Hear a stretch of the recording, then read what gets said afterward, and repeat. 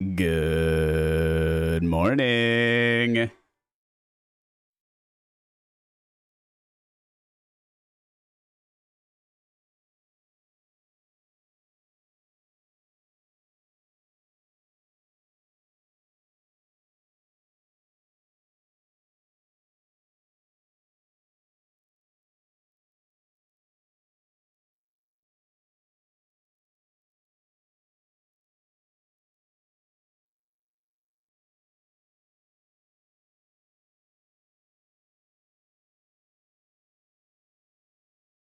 This town corner, been bumming around old town too long. I've been hanging around this town corner. I've been bumming around this old town for way too long. Do do do do do do do do do do do do do. Yeah.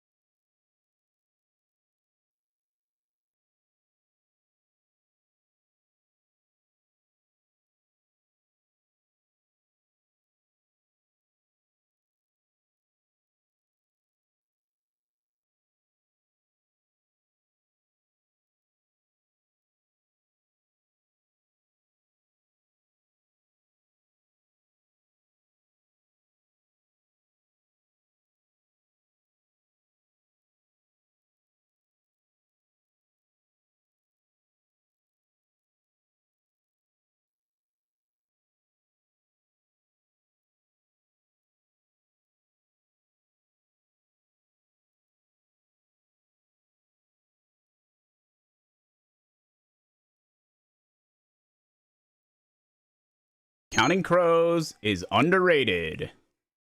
Don't at me.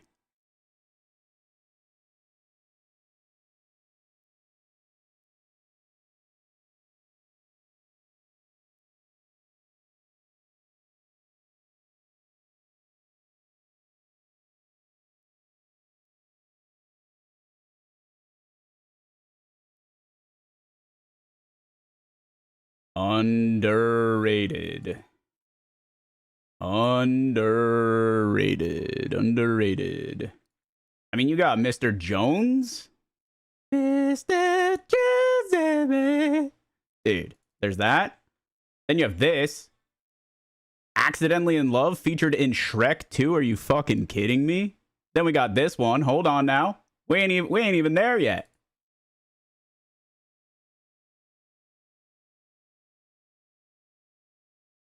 Okay, that one's shit. All right, hold on. All right, that one's kind of shit too. But then we got this one. Oh yeah, dude. Oh yeah, dude. Oh yeah, dude.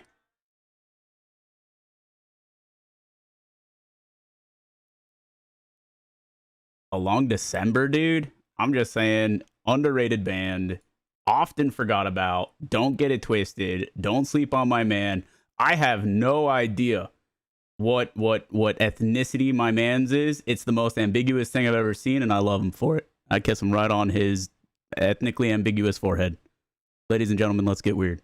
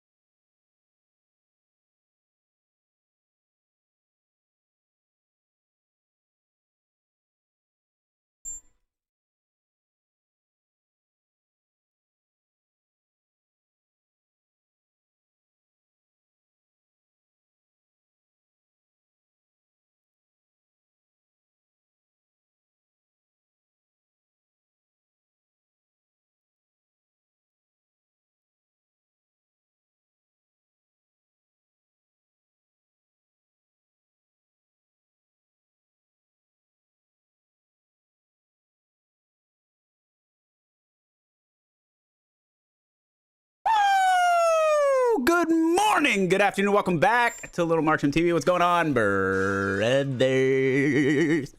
What's up? Happy goddamn motherfucking Friday's, little brother. It's a celebration. Can I get a 1-1?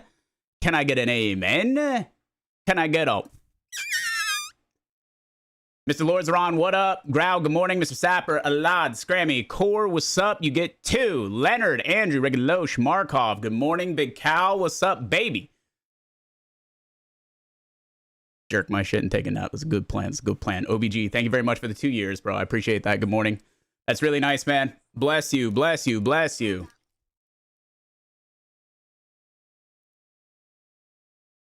You gotta get the hair right. It's gotta be. And then a little bit of that. You gotta fluff that piece. A little cheddar back yonder. Then one of these. One of those.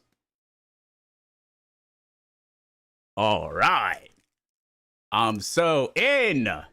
Regulosh. What's up, baby? Good morning, Master. Thank you for popping into the live stream, bro. I really appreciate it.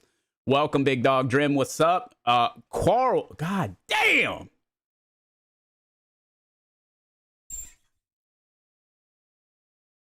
Sheesh. Will you do that for me, honey? Will you please, just once, get off my ass?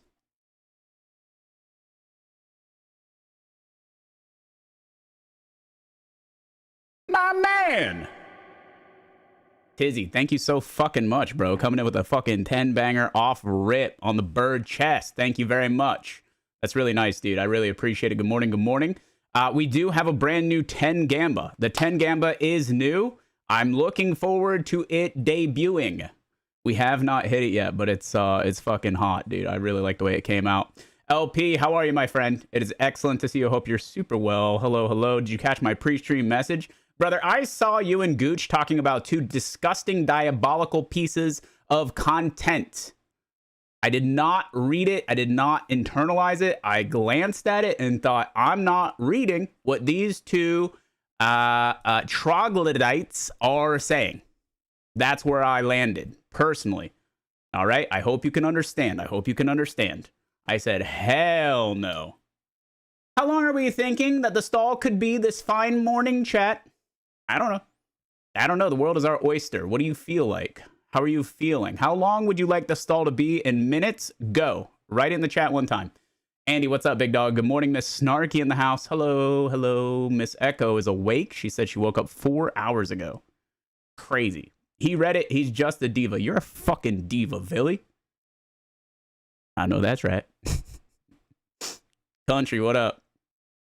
69, 10, 69 for 21, 20, 69, 2, 240, 6,900.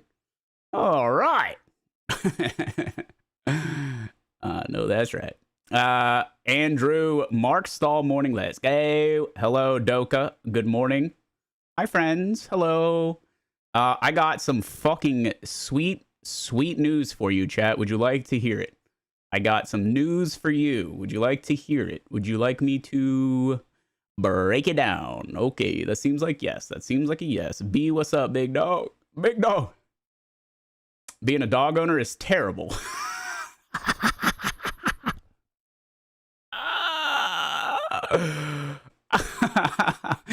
No comment. Ultra, what's up, duder? Hello, Lafa, what up? Grovak. What do you think I meant by that? I'm not saying that I said that. What do you guys think I meant by that? What do you think we were talking about at the time? I don't know. It could be anything. Pocket, I jumped into Discord last night to say hi and maybe play a game of CS, and you didn't unmute. You didn't say anything, and then I was sad, and then I left. I want you to know that, and you should feel bad about it. All right. Anyway. Speaking of contacting the homie, hit me with an actual funny shorts channel I'm going to share in the stall. Okay, cool. Nice. That's good. We love new funny content. New funny content is good. I like to laugh. I'm a laugh enjoyer. You should try being a small human owner.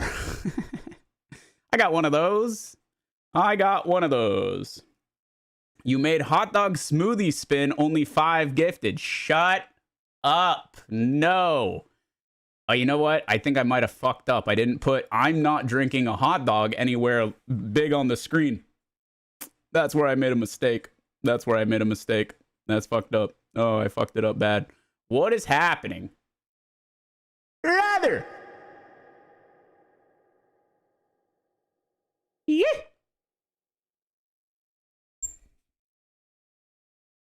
Will you do that for me, honey? Just once. Get off my ass. Ted Jones. What up, brother? Who? Ted Jones. Who? How many times have you been hit with that in your life? If Ted Jones is your government name, be honest with me.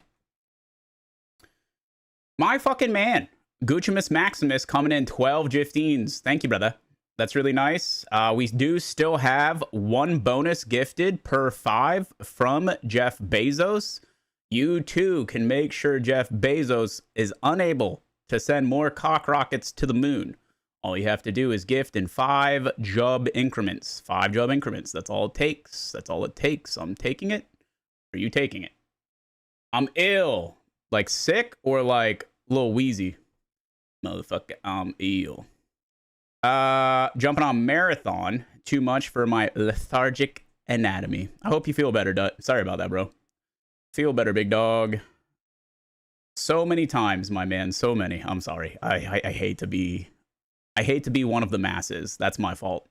My fault, brother. I'm sorry. I'm sorry. I'm sorry. I'll try not to. I will try not to. You know, it's the millennial deep inside of me. And who doesn't love a millennial deep inside of them? What is worse? Jeff Bezos sending rockets to the moon or Katy Perry visiting space for another 30 seconds? I don't know. It's all bad. 281-330-8004. Don't get it twisted. What's up? Homie Hangout, just chatting and playing with subs. Sorry, new here. Love the shorts. John, I appreciate it, man. Thanks for sliding in. Thanks for sliding through. Yeah, I'm just getting started for the day. Saying what's up to everybody. We're going to yap for a little bit. We're going to talk about state of marathon. And then we're going to slide in. God damn. Jesus Christ, Bloody, my boy. Thank you, Bloody. Appreciate that. Appreciate that. Dang. Right in the fucking face, dog. I took that shit like a champ. Let the record show. Like a champ. Just so I can emphasize it, I'm sorry, Mark. I was mid-clutch. You joined and I felt like such an ass because I was muted. That's okay. I'm just busting your balls. I thought either you're in match and you can't unmute, or you weren't at the computer. Those are my 2 assumptions. Neither were nefarious. I didn't think to myself, maybe Pocket just fucking hates me. I didn't think that at all, and then go and lay down and cry myself to sleep or anything like that. Nope. Best scene in Superbad. That could be a hot take, bro. That could be a hot take. There's a lot of good ass scenes in Superbad. I don't know, dude. It'd be impossible to pick one, I think. Absolutely impossible.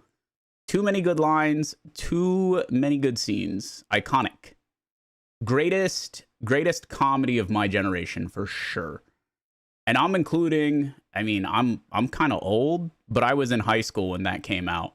And I appreciate it. I like grew up with a lot of Happy Madison films. And so like saying greatest comedy is fucking saying something. That's saying something for sure. Old man alert. Shut the hell up, you old ass bitch. I know how old you are too. Relax. I'm very partial to Airplane and Ferris Bueller's Day Off. Holy shit, Lafa's older than both of us. All right. That's a self-report. That's okay. They're bangers. I'll tell you that. They are bangers, but that's a self-report if I've ever seen one. Holy hell. Man, I'm 32. You can't be much older than me. I'm a ripe, supple 29. I've been 29 6 times, and every time it's better than the last. Write that down. Last time I ran in perimeter, I wiped 4 people with a rocket drone present during the entire fight. That's sick. Nice. Hell yeah, brother. No way Lafa's older than you. You're like 80. That's not a very nice thing to say. But again, compared to Echo, everybody's old. Everybody's old. Dude, the new Hawk show with Will Ferrell's pretty funny. That's where he's a golfer, right? I saw some promo material for that. It looked pretty good. 43 here and proud. That's what's up. Nah, that's what's up. Yeah, you're in good company, my friend. You're in good company. FYI, Born Identity is playing on Apple TV. They redid that scene where Mark jumps down the stairwell on the back of some schmuck. They cast Matt Damon to play Mark, and I think he did the best he could. He fucking could not. Brother, that's horse shit. That's horse shit, dude. Come on. That's revisionist history. That's what that is. Is Sean older than Echo? Yes. Surely. Surely. If you say 4, I'm going to have to ban you from the channel, Echo. TOS. Per TOS. What up, boss? Mernon nephew. How you doing? Do you think Rocket Drone is good for marathon? We're going to get into a lot of what is good and what is not good for marathon here in a moment. 10/27/99. 10/27/99. It's in the name. Boom, boom, boom, boom, boom, boom, boom, boom, boom. He will be 27 soon. Have you seen those leaks for season 3? Does season 3 have you leaking, Dut? Is that what you're saying? Saris, what up? Good morning. Any Barry TV show watchers? I watched the first couple of seasons of Barry. It got a little old. It got a little but I do like Bill Hader a lot. I think he's fucking hilarious. And his face is just inherently funny. Like, you look at that dude and you're like, and he gives you that like creepy look and you're like, I like that. That makes me smirk at the very least. At the very least. I got Unk status here for real, for real. 1 foot in the grave. 33. Damn. So you're just a man of culture, appreciating Ferris Bueller in an airplane. That's good. That means you had decent parents. You know what I'm saying? Just funneling the good shit at you. That's good. I like that. I'd like to think that I'm that kind of parent. That I will ensure that my boy sees the classics. If you're leaking, check your prostate. This will be the year that we won't forget. 1999. 1999, huh? I'm pretty sure that date we're supposed to never forget is coming up. That's what I thought. There's 1s and 9s in it for sure. I think the rocket drone is pretty cool. I've gotten some good loot. All right. Hell yeah. I'm the oldest one here if Grizz isn't here. I don't know if that's true, Fat Nuts. I don't know if that's true. If you are leaking, maybe don't sit down to pee. I'm not a sit to peer. At no point. At no point. I think even when I'm tired, I'm not trying to. I've heard a lot of discussion about like the argument, like you wake up in the middle of the night and you gotta pee, but I just don't wake up in the middle of the night to pee, so I don't really know what my prerogative is. I sleep like a fucking rock. I always have, man. I've always slept like a rock. Mark, you gonna hit TwitchCon in November? Yeah, I'll be there. Yeah, I'll be there, brother. I'm not buying a TwitchCon ticket. I don't think I'm going inside. Unless they hand me one and tell me to come inside, I'm not going inside the convention floor, but I'll go take meetings. I'll go take meetings and hang out with homies. But I'm not going into the ticket price is so fucking stupid and it's so dog shit inside. Fuck everything that they have going on inside, dude. It's trash. And I could never in good faith tell people to like come out for an event like that. It's just not a good time, dude.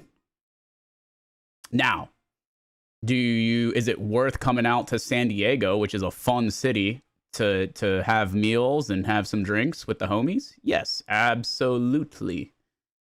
Absolutely.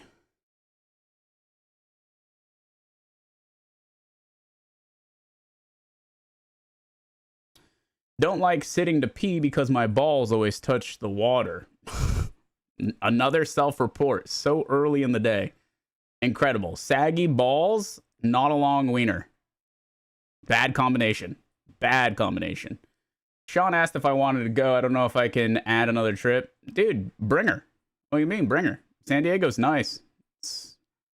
Have her come out. Have her come out. But now you have a dog and not cats that you can just like leave easily. Now you got a dog. Yeah, it'd be like that, bro. It'd be like that.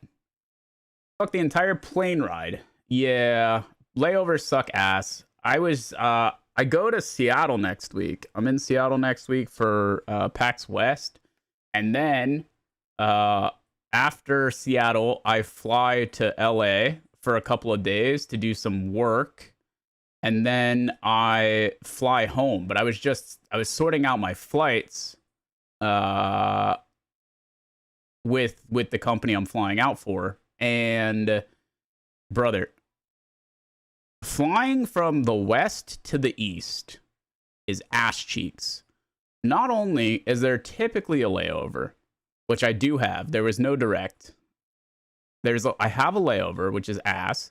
But then on top of that, it takes like a million fucking hours, and you lose 3 hours. That sucks, man. Like, I'm taking a red eye. I'm taking like a late flight, and it's going to be forever until I get home. I'm going to get home like midday the next day. You don't even get in the morning. Mark, you excited to see FSU start 0-1 this year? When is, what's their first matchup and where is it?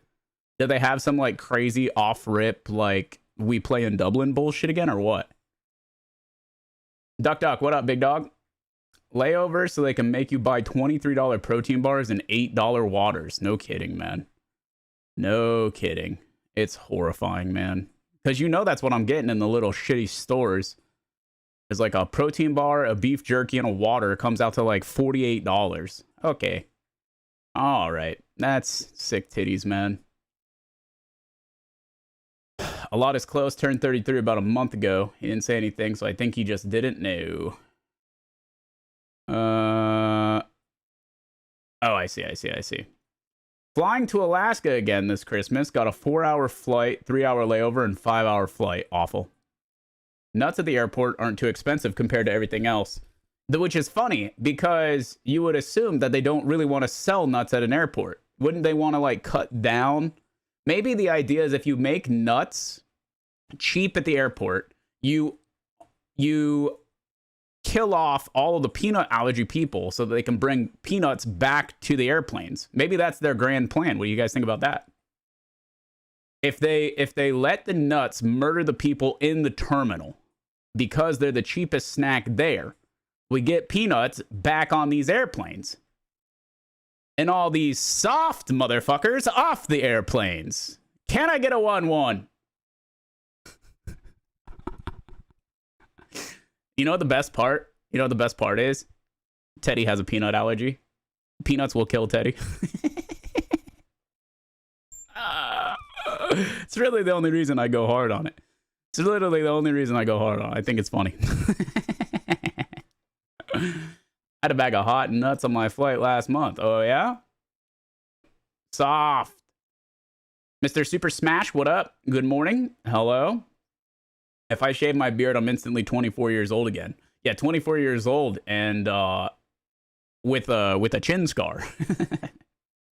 When we flew from Germany to Hawaii, I took a map and was like, oh, San Fran looks close to Hawaii. That's probably 3 hours. It was 6. Total of 26 hours of travel. That's a lot of fucking travel. That's brutal. I think the longest I ever did was 18. It was 18 to Moscow. It's pretty rough. The flight from like JFK to Sarajevo or whatever the fuck it is. That airport was maybe 12, 13, something like that. Saucy, what up? Who's allergic to peanuts? Grow up. That's what I'm saying, dude. Grow up.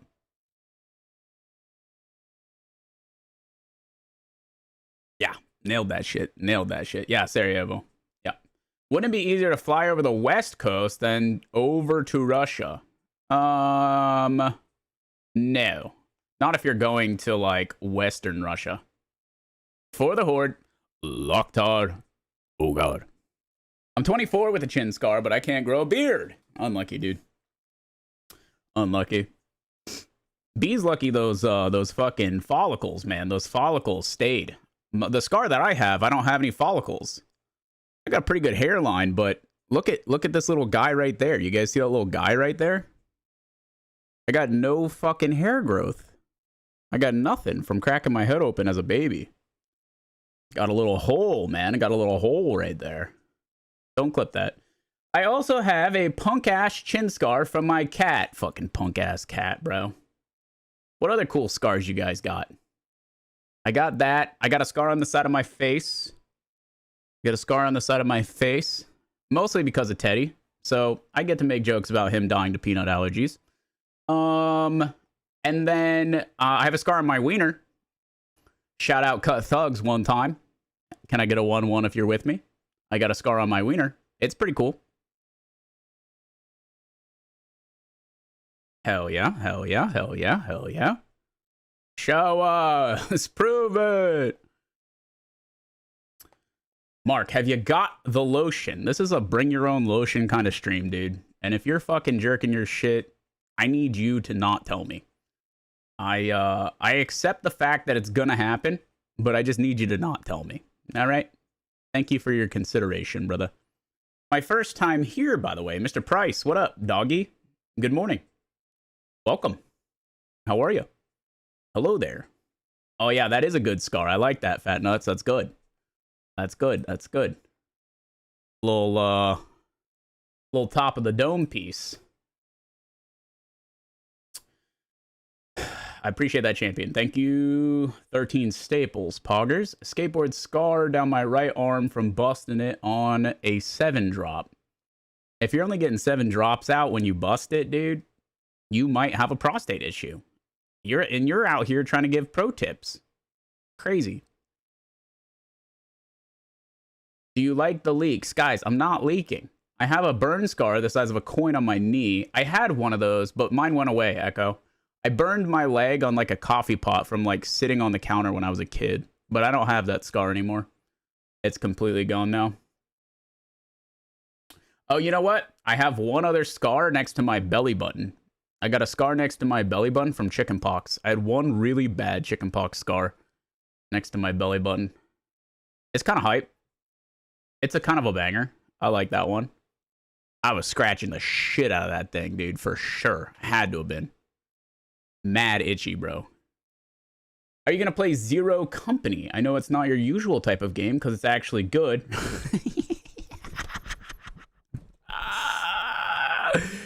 You son of a bitch, you got me there. You son of a bitch, you got me there. But I might try something different. What is Zero Company? Give me a link, Leonard. Give me a fucking link, you bitch. Yo, what up, Miss Vaughn? Good morning. Hello. Fucking unreal, dude. Unfucking real. Oh, the Star Wars XCOM. No, dude. No. It's like, I know it would be a good game. I know it will be fun to play. Is it going to be fun to someone watch a fucking XCOM style game? Hell no, man. Hell no. Absolutely not. No. Play it on your own time. Chat gets involved by fucking making me miserable, dude. They already got a job. All right, Mr. Price? They already got a job, dude. They're here to bust my fucking balls. All right? They don't need any more interaction. Mark, you smoke. I'm not a smoker. No. I'm not a toker. I'm not a joker. They don't call me Maurice. Shut up and drink your hot dog, clown man. I'm just here waiting for a grown man to drink a hot dog. Yeah, see? Fuck you guys, man. The pain that comes with missing 90% of your shots, I think you underestimate how great it can be. Okay, dude. What if instead of drinking a dog, you freeze it and you do it shaved ice style? Brother, people want me to freeze the liquefied dog and put it in the Ninja Creamy. That's what they're asking for. They want me to Ninja Creamy ice creamify my hot dog. Ugh. 500 gifted right now. Brother, we're not getting 500 gifted right now.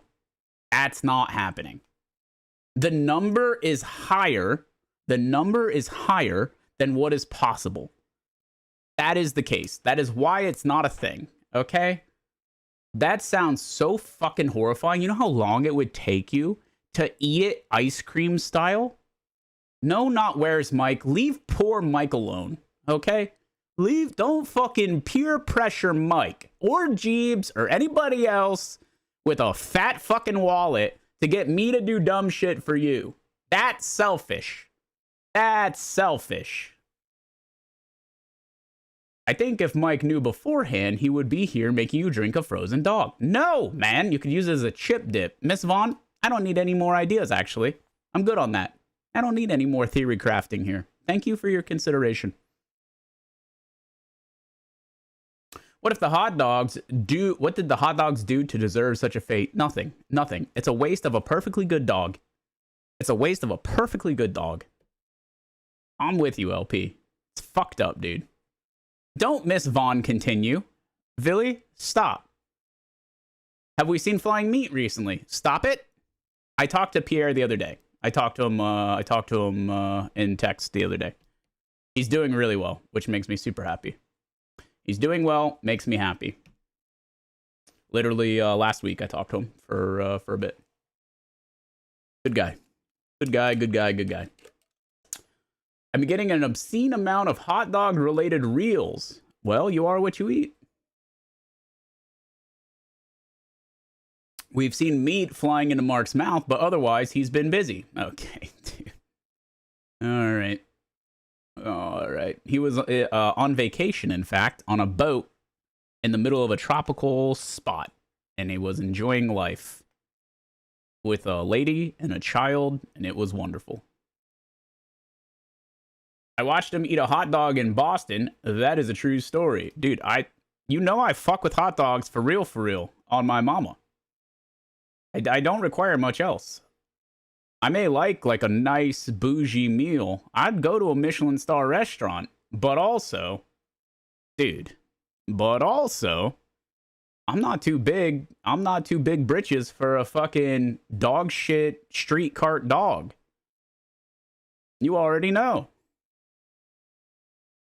Great song, by the way. This song on right now.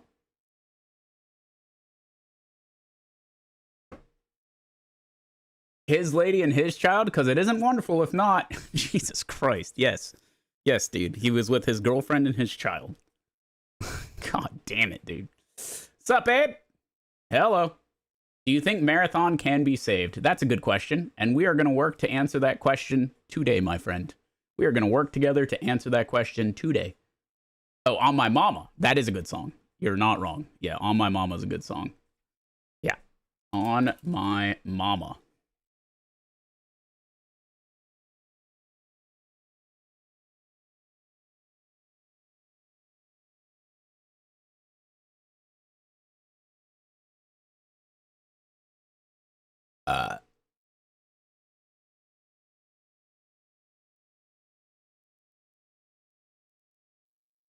Are we gaming? We are going to be gaming for sure, dude. We got a list of things that we got to do today. We got to do a lot of things today. I'm happy to report that after 2 ER trips, an 11-hour drive with his son, and 1 more ER trip, Papa Abe has passed his kidney stone and is back to normal. That's what's up. That is what is up, dude. Very nice. That's awesome, dude. I hope he's feeling good. I hope he's, in fighting form and able to give it to your hot mom in a meaningful way again. Good for him, good for her. Claps in the chat. Very exciting. Very exciting. Very good. That Mrs. Aberman's back to getting it. Hell yeah, hell yeah, hell yeah. You think they listen to this when they do it?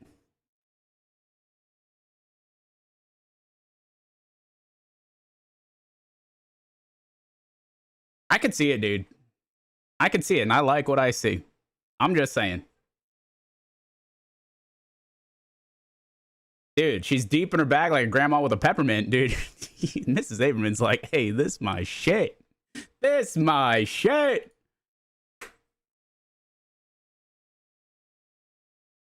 Listen, I got less than an hour until I have company, so I need to know what your damn announcement is. I got an announcement? Did I say I have an announcement?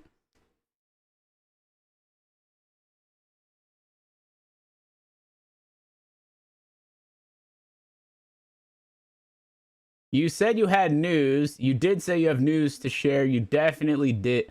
Oh, yeah. I do have news. I do have news to share. I got good ass news. One if you want to hear it. Let's fucking go. I do have good news. Hell yeah. Dude, this song is nice.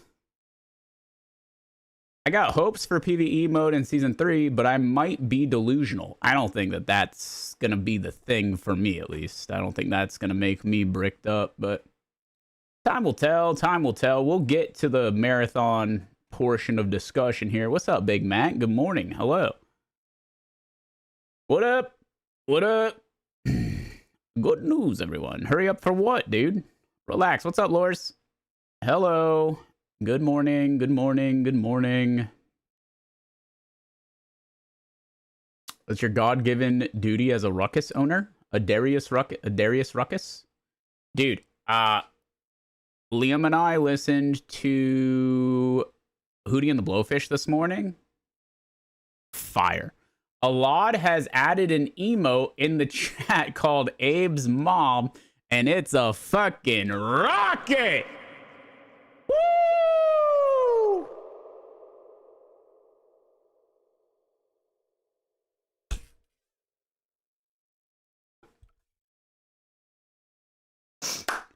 Hell yeah! I said hell yeah! I can't see that, and I'm glad. Oh, dude, it's good. I'm gonna be honest. That's good. I knew calling her a rocket was gonna pay off. That's beautiful. GG. GG. Yeah, as if only it was literally on the screen for you to see in front of you. If only, dude.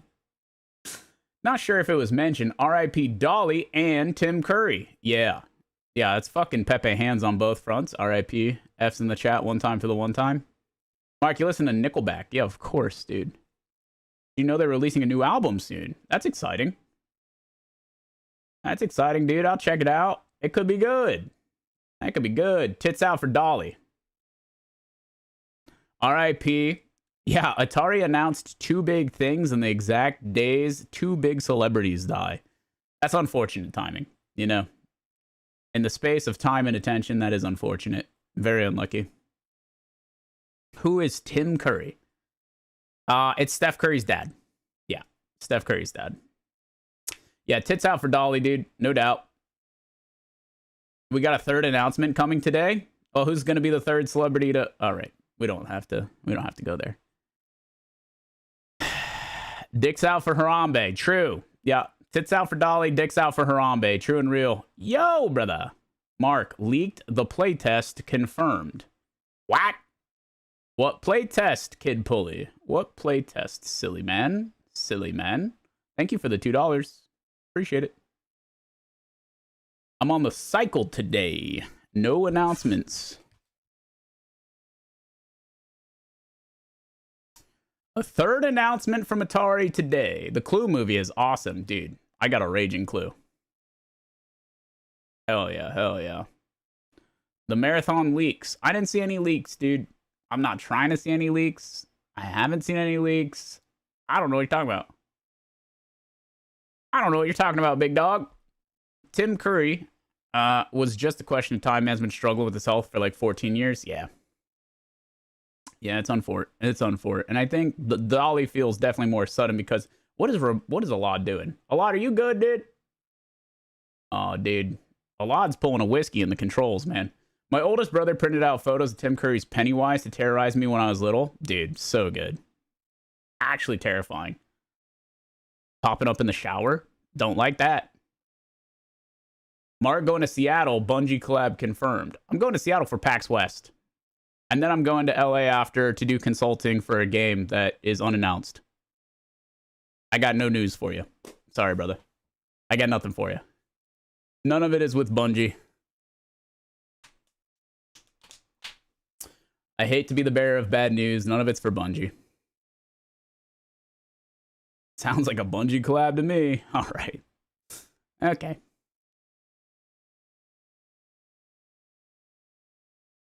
Yeah, that's a banger, Grow. Yeah, the Home Alone vibrational solid. No, it's not Blizzard. Hi, sir. Do we already know when season 3 comes out? Yes, September 22nd is the date. September 22nd, and then September 24th. Oh, yo, I got good news, chat. This isn't even what I was going to tell you before. Oh, shit. Oh, man, we got so much good news. Fuck. I forgot, dude. I'm being serious. You think I'm trolling you? You guys think I'm rage baiting right now, but I'm not. I'm being so fucking serious. I have other good news. Yeah. Yeah, dude. Oh, dude, I got so much good news. I could never stop saying the good news. That's very exciting. I'm 420% rage baiting. No, I'm not rage baiting, dude. I actually have things to say. I don't own a raven, and I would not own a donkey. Stop it. Don't call me Pony Boy. Don't even begin to act like you read The Outsiders or can read in any way, shape, or form, Growl. Stop that. Bad Dragon sponsor acquired. That'd be sick, but it's not it. No, I'm not going to do the roar. Do you know when we can put a hot dog costume on the rest of the week? Shut. You made a hot dog smoothie? Shut. All right, hear me out. Good news number 1. Subathon begins September 24th. MSTV Subathon 2026, September 24th. The first bit of good news. I'll take a pog one time on that, actually. I'll take a pog one time on that one time. September 24th, MSTV Subathon 2026, Anno Domini. Yeah. Yeah. The first bit of good news that I wanted to share is that I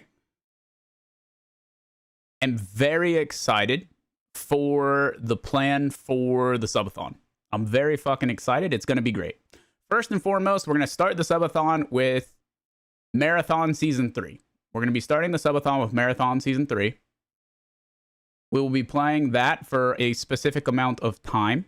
Assuming that the marathon or that the subathon is still live, we will be moving in to Hardcore-a-thon 2. If we get to that point, we will be unlocking Hardcore-a-thon 2. And the tech that we have in place for Hardcore-a-thon 2 is going to blow the dick off the first one. Absolutely blow the dick off the first one. Like, gotta reach down, take your dick off the floor, and put it back and reattach it. Very exciting. That's the first piece. That's the first piece of meaningful information for you. Would you like the second announcement now, or would you like me to hold off for a little bit? 1 1s, 2 2s.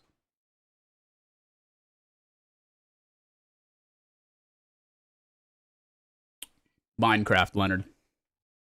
Minecraft, baby.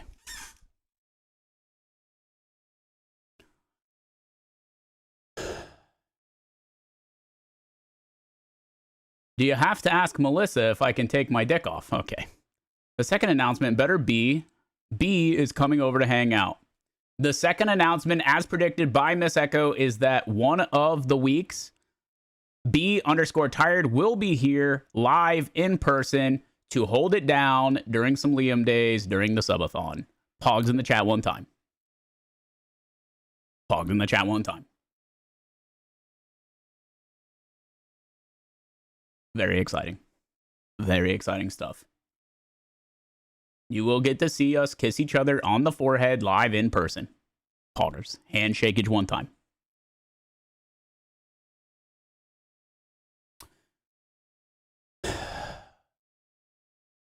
Would you like to see and hear and feel the third piece of announcement? Now or wait? 1 1s, 2 2s.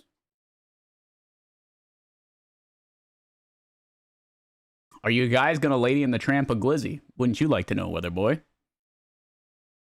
How many subs to have you paint B like one of your French girls? That would be good. The problem with that is that on the days that B is here, I actually am not available to do content, which is half the point. And by half, I mean most of the point. All right. My bad, Villy. Sorry for being a father.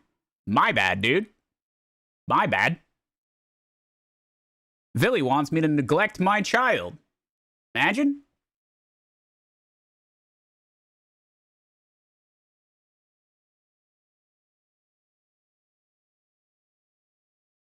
Hell yeah, B. How many subs to have the double tuxedo man thong stream with sword fighting? Brother, you couldn't afford it. I'll tell you that much. You fucking couldn't afford it. I'll tell you that much. Neglecting your internet children is just as bad. Okay, dude. Okay. Third piece of exciting information. Third announcement of the broadcast. On September 24th, the day that we begin our subathon,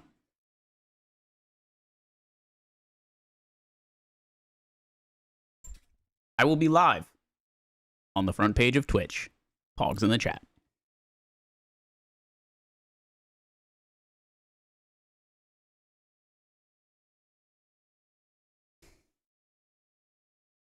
Pogs in the chat.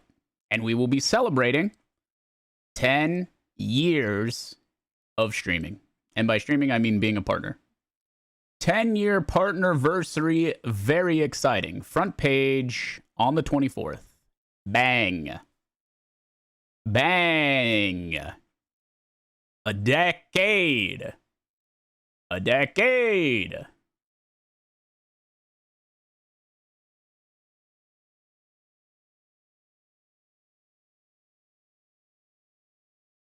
Yeah, very exciting, very exciting. Very exciting stuff. Thank you for your pogs. I think that's as much as I'm willing to tell you today. That's as much as I'm willing to tell you today. Boom, boom, boom, boom, boom, boom, boom. There's definitely some people here who have been here for 10 years, for sure. Can we co-stream and share chat with Trey to maximize B's enjoyment that day? Yeah, B loves new people in the chat, dude. Can't wait for all the Twitch to join in mid-wheel spin while we're trying to get the streamer to liquidate a ham sandwich in a pig costume. Shut the fuck up, dude. You guys don't need to, like, preemptively, like, think of any bullshit for this. We got a little sire raid. Thank you. Thanks, Pop. Jesus fucking Christ. What is that, dude? My man had the Titman A5 with the response trigger. God damn, dude. That was 17 balls per second. Holy pneumatic technology. God damn. That shit was blasting. Yeah, hit me. Hit me, brother. Hit me. What do you got? I'll pull it up. I'll pull it out. For the love of the game. Okay. What do we got? What do we got? What do we got? Okay. Get some sound. Let us get some sound. Okay, we got a sire clip. Let's take a look. Yeah. I've been really on for a little bit. Let's check out Complex. Fuck it, bro. If Complex is not here. Hell yeah, brother. Let's check it out. Let's see what's pippity popping over there. Fucking great, bro. Fucking great, bro. Really? Evil men, bro. Evil curse upon me. What the hell was that, bro? What? I would like the record to show that that's a new clip, happened recently, that is still happening. This is August 27th, 2026, Anno Domini. Still not fixed, Bungie. All right. Very good. Very good. We're going to put that into the world and see what happens. Okay. All right. I legit said, I love Night Marsh. Hell yeah, brother. Hell yeah, brother. Mark accidentally showed his notepad. Luckily, he doesn't have anything on it like other people he played WoW with. Dude, I did not play WoW with that guy. I did not play WoW with that guy. That's not how that happened. I have no affiliation with that fuck. God damn it. That did not happen. Just because he happened to be in OnlyFans didn't mean we played games. Jesus Christ. Now, was that individual the reason I got into OnlyFans? Was he the person I had an interview with to get into the guild? Maybe. Allegedly. Allegedly. Allegedly. Allegedly. All right. You're missing lore. I submitted an app to get into OnlyFans like way after they had started, but they still like weren't rating. And then so Lakari was doing, this person was doing like interviews for it, essentially for Soda, because Soda was tired of like going through people's like application videos. So I submitted something, and then we had like a live interview on stream. We had a live interview on stream, and the content was very good and very funny. And then Lakari leaked the fact that he's a disgusting pedophile, with all kinds of weird child pornography. Yep, that's where we're at. That's essentially what happened. Way after the fact. Yep. But likely a piece of shit then too. Yeah. Yep. Pretty sure his yeah, not streaming anymore. Maybe in prison. I don't really know what's going on, dude. I didn't really follow up. Hopefully.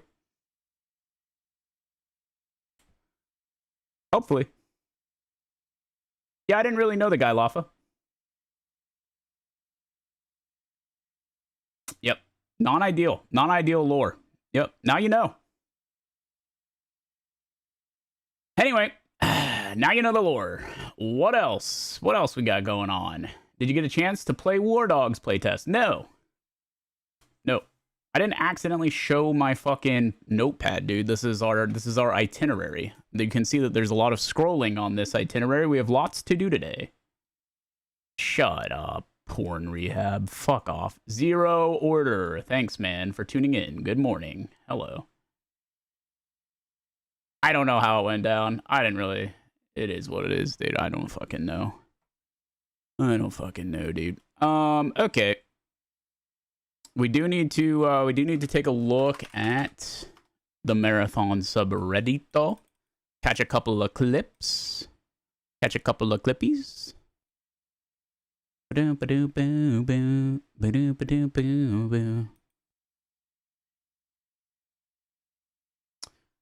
If Assassin was a real dude, what are they trying to say by this? What do you think they're trying to say here? That all assassins have alopecia?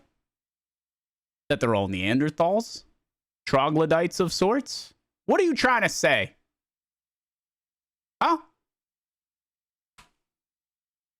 I don't know. Why does it look like Germa?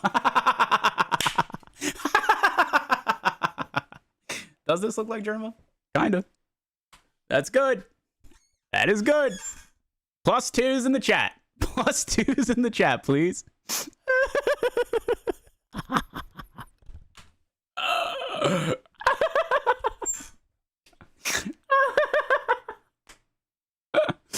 That's good. That is good. Anyway, it's always fun to know your Twitch lore. It's very important. It's very important. Holy fuck. Okay, what else we got? No clips, just some horny stuff. I guess this isn't that horny. Given the things I've seen on here, there's nothing inherently horny about this. That's good. Well, I mean, that's a serious butt cheek going on there, but it's, you know, for the most part, pretty innocuous. What else we got? What else we got?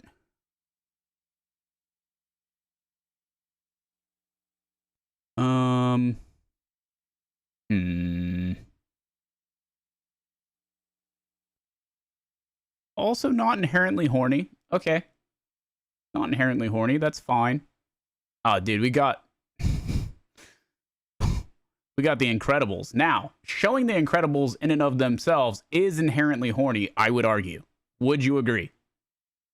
I've seen a lot of things on the internet from The Incredibles, and I would say that anytime they're shown, no matter what's shown, there's a level of it that is horny. Correct? Agree, disagree?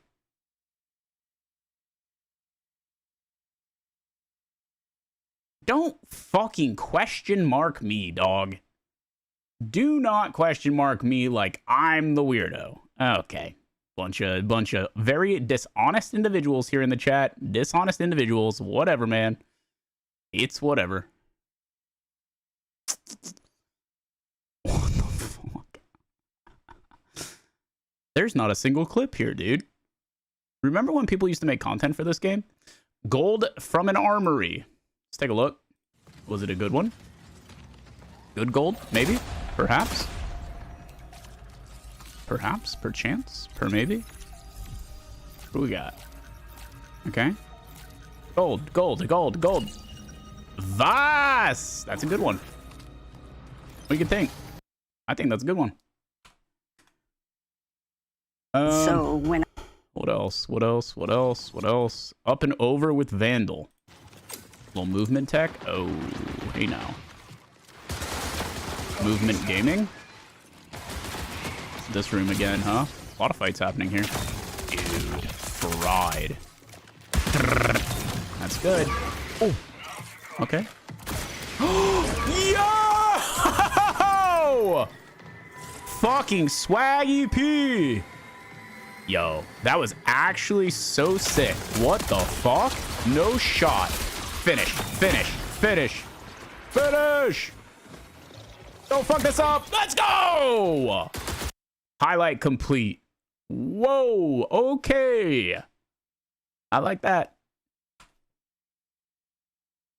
That was hot. That was hot. I like that. I like that.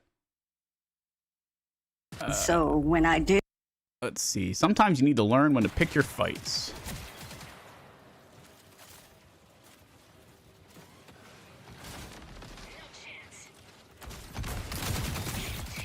Okay. Just a little bit of AI. Looks like they're waiting to get out here. They're getting engaged on from the west. For the east. Smoke out. That's good. It's time to pull the boys back. I don't think they're getting this fella up, dude. They said, give me that key. I ain't resin. Give me that key. I feel like shooting through is kind of troll. You know what I mean? Oh, man, this is actually going to be so close. Yo. Yo. Incredible. I feel like giving them the tracers to know where to shoot was a little troll, but this was good. Grabbed the key and got out. Yeah, screw the friends, right? Lore accurate Vandal's good. That's good. That's a good calm. What else? What else? What else?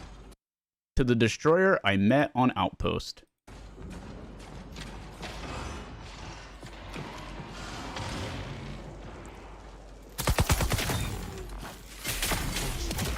Okay. Get the shit out of me. Oh, I'm so sorry. Oh man, poor little fella. Brunswick. Free kit versus purples with 20k worth of loot. I got my ult in 80 seconds. What are the chances they're just at the end of the dormitory or end of this hall? What are the chances? Given that this was clipped, I'd say pretty high. Okay. Open it. Watch out for this plane Dude. on the side. Oh. Oh, for the procs. Gotcha.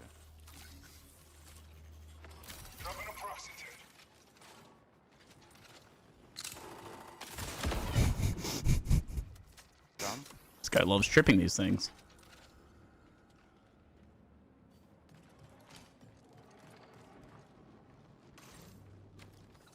I want to disarm that. Yeah, yeah, yeah. Nice. There's another one to the side somewhere here. Yep, that one. Dude, you gotta be kidding me. That's dumb. You've gotta be kidding me. This guy out here playing Minesweeper and losing. Oh. Dude. Ow. I don't even know if there's enemies in this clip, dude. Oh no. Did you throw all these things in here?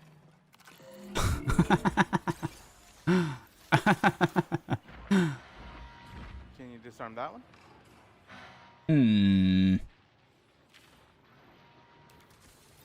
Who needs enemies when you have claymores? This guy's farming them though, that's for sure. Hurt Locker Simulator. Uh-huh. That's good. That's good. This guy just giggling now. Hell yeah, brother. What the fuck are you doing?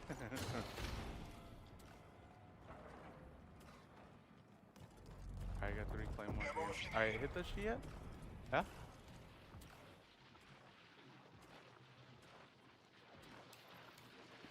Dude, this clip is not even halfway done. One wants to move on. 2-2 to finish. Dude.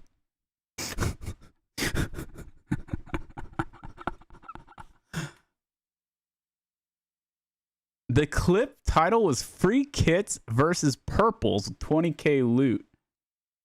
What? You think it's gonna be good?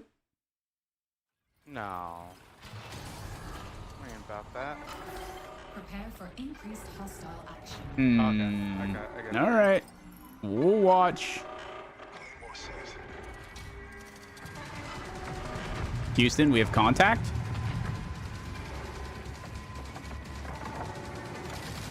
You get all the booty.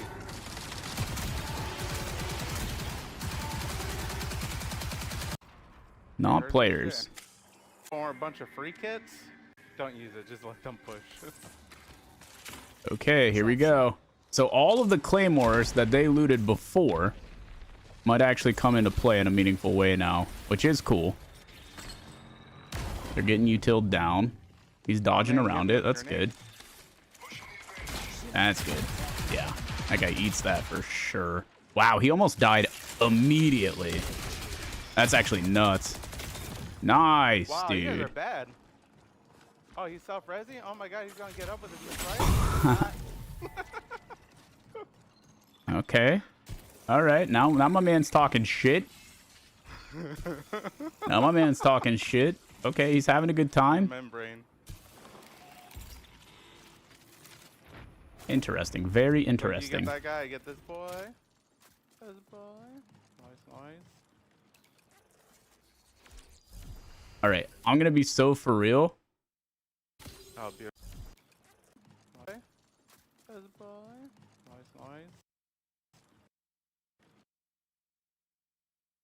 Nice. We're never going to get that time back, dude. We're never going to get that time back. This clip ruined my morning coffee. Yeah. Yeah, mine too, bro. Mine too. But unfortunately, I have my creatine in mind, so I got to finish this last cold-ass sip. Didn't like it, though. Fucking soiled it, dude. Absolutely soiled it. I got to say, you're a good dude. Most marathon streamers are ass. Oh.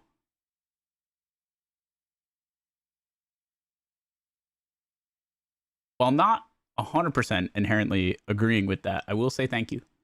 I will say thank you. That's really nice. I am a mediocre content creator, but I appreciate you being here. How to counter knife assassin? Don't show up. Down, yeah, people downstairs. Yeah, no. Oh shit. I'm coming.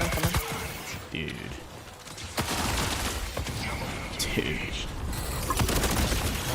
Okay. On me, last. Psych.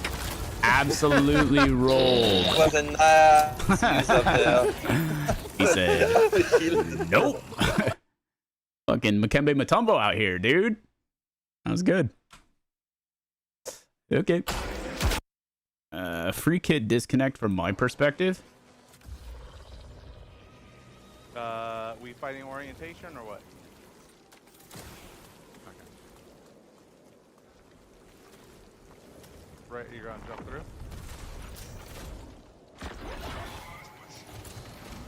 Claymore's inside? Yeah. Okay. That's All good. that means it's crazy. That is good. Try and get as many claymores as I assume they looted it earlier, Miss Vaughn.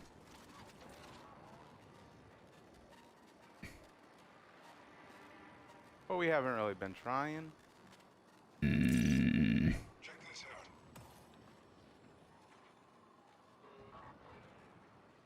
Dude, this is the same guys.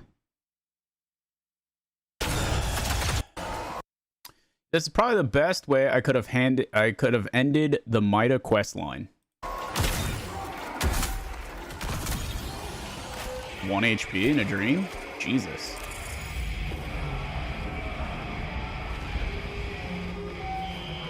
Is it true? Priority contract fulfilled. Nice.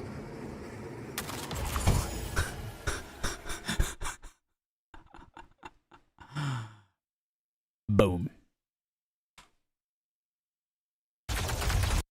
Just why? I am friend. Okay. Closes the window. Looks like some yapping's going on, but we don't hear it. Okay, they get him up as a rook. And then they knife him down. And then they bang him. Why indeed?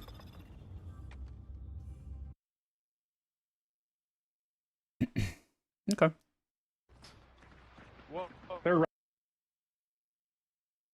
Start with 5 minutes. No. Mine arrive. Okay, this is like a fucking gif. Outpost was hungry for my shield. No, no, no, no.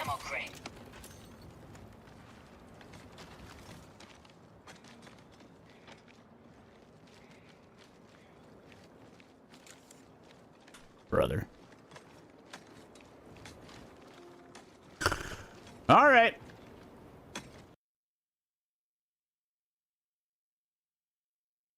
Archim is deep in marathon subreddit clip review mode, reacting to movement tech, clutch plays, and minesweeper style claymore disaster. Chat lore and Twitch drama filled the gaps. Mernon y'all. Beautiful. Hi, vibe. Hello. Fucking quicksand, dude. I was not expecting Dire Marsh's night mode. Oh, to like it? Pass. Pass on this clip. It's fucking propaganda. I let a downed runner live and jumped out the window right into another. Uh-oh.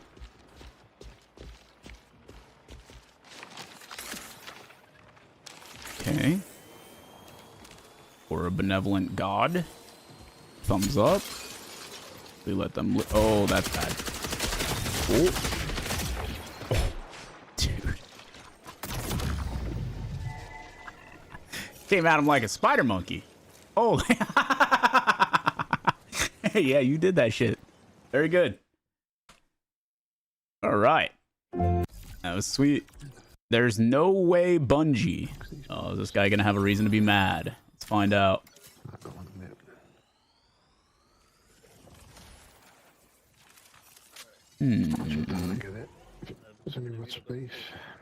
There's no way Bungie. Is this guy Scouse? I feel like the only reason I can understand sort of what he's saying is Patty the Batty. Dude. Okay. Hacking. They got 55 seconds to grab this thing. It's the big juicer. Oh yeah, there it is. The big red juicer. Okay, he's letting a homie grab it. Sure. Right, we can go. He's looking for extract. Okay. Let's grab that terminal quick. Very nice.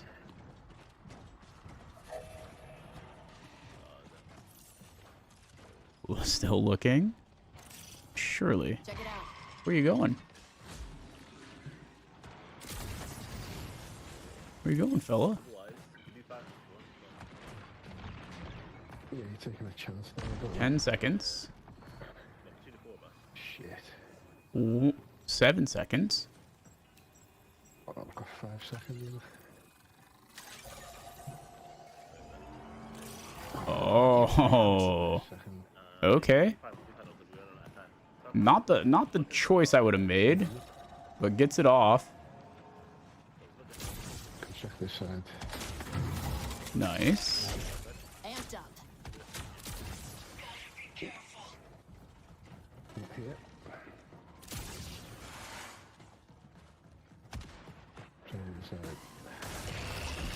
Oh, dude.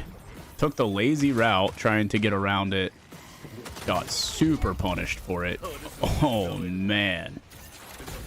I've been there. I'm not gonna lie. I'd be lying. I told you I haven't been there. Damn, dude. He's selfing. 10 seconds. Dude, it's right there. Oh, no. He's got it, surely. He's got to have it. 3, 2, 1. Oh! There's no way I missed that. Bro, there's no way that this happened. There is no way that this has happened. It literally through the floor. It literally through the floor. Don't tell me that happened. Don't tell me that this happened. Don't tell me that this happened. That is fucked up. Brother? This way. There's no way. There's a way. It just happened. I'm so sorry. There's no way. Yeah, there's a way. There's no way. There's no way. There's no way. Ugh, brutal. Fucking brutal, man. Oh. Yikes, dude. Okay, I was like, oh. Actual yikes. Two big muscle men. Scoozy? Oh, shit.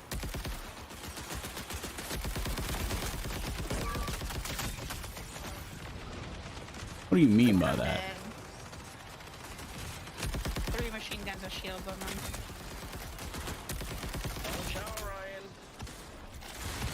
Okay, nice. Dude, he's got the needler out. Where the fuck is this guy? Keep shooting in there, brother. You got the gun for it. The last guy?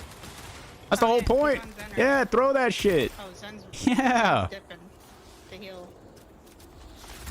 That's fine. I got this guy. He's leaving this way.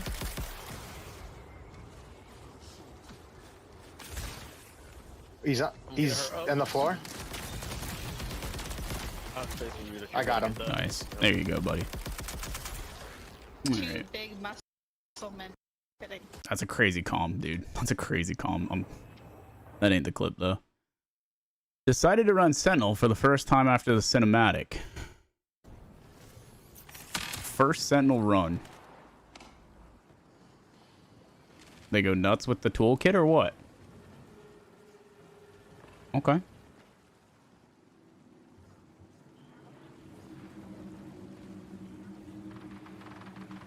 Okay.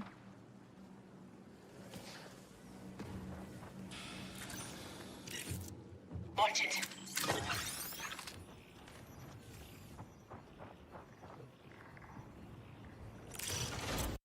Yeah, if you can't, I'm not surprised to see that the guy who is literally watching me click on Reddit clips, and then commenting, "Why are you teaming in cryo?" wasn't gonna work out on the channel. That's stunning stuff. Who would have guessed? Anyway. Seeing this. All right.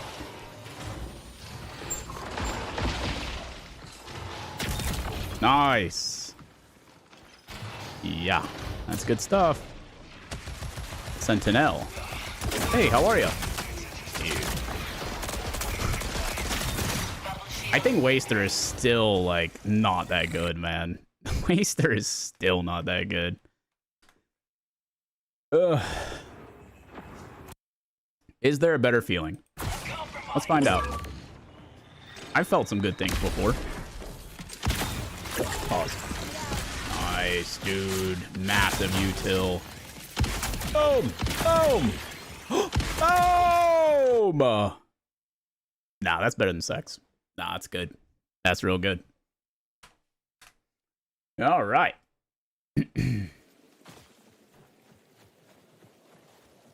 Season 1 Bully was crazy, true.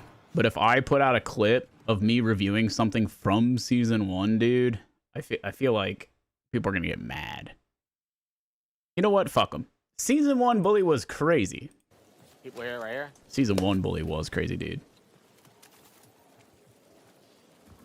Oh shit. On me. Watch that hole right here. Looks like trouble. Shields are gone. Rack him. Dude, he is 1-1. Jesus Where you at? Christ. Wait, crawl that way. Come here to me. Well, I'm a guy at. He's trying to get his boy on the comms. Nice. Good shots. Good shots. Put one down. They gave him one 1v1. They're going to give him two 1v1s. And then the third on the right here. There. Yeah. Dude. Crazy. Chat, fun reminder. Don't feed individually. Try to trade out your teammates. Try to both be shooting at the same guy at the same time. If you don't do that, you're going to have a bad time. All right. What's up, Big Wild? Good morning. Hello. Welcome, brother. Someone was asking if there's any non-vertical on YouTube. No, I only do horizontal on Twitch, and I do vertical on YouTube. Sorry, my dude. I don't put out any horizontal content on YouTube, so I just show up in the same feed that I always put shit in. Know what I'm saying? Get a big clutch, Voodoo? All right, brother, let me know.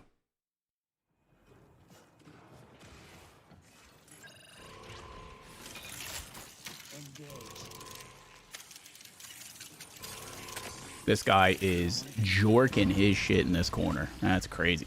Oh, he's super stuck. The game's never going to recognize him coming out, I don't think.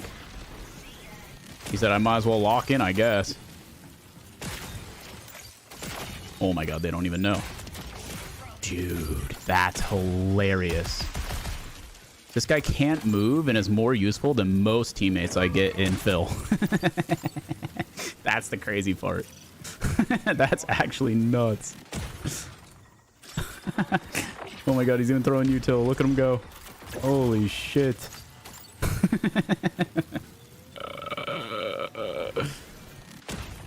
Oh no, finish. Dang! They know now. Dang, they traded. And he's got the selfie. Let's go. His team can finish. That's big. GG's, dude. He just fucking living in this wall. Hell yeah, brother. You think you can get out? Yeah, me neither. Me neither, dude. I'm gonna choose to believe that he stayed inside of that wall. Thoughts? When your team becomes the BS you always die from. Okay.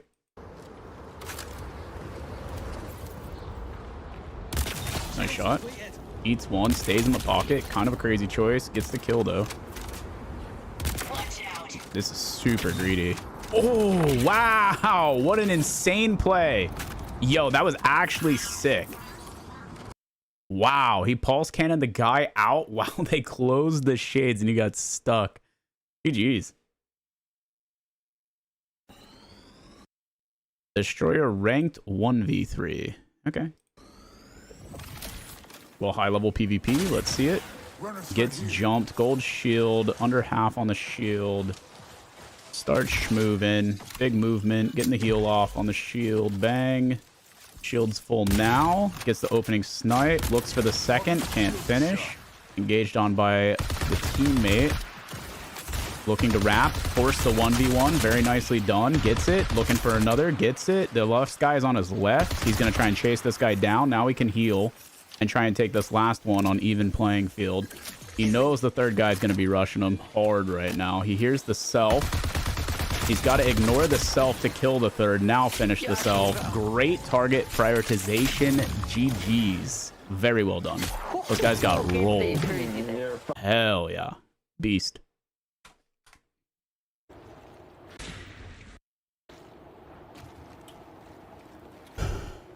Solo outpost triple kill.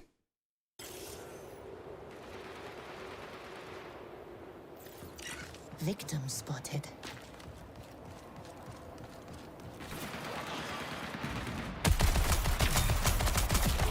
Nice shots.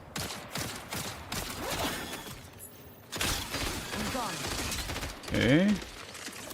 Nice grapple. Goes for the finish.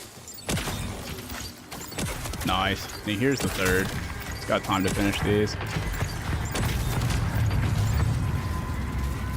Dude, this third was playing with him. Brutal. He's got acid rain. He's got turrets. Great job. Way to work the cover.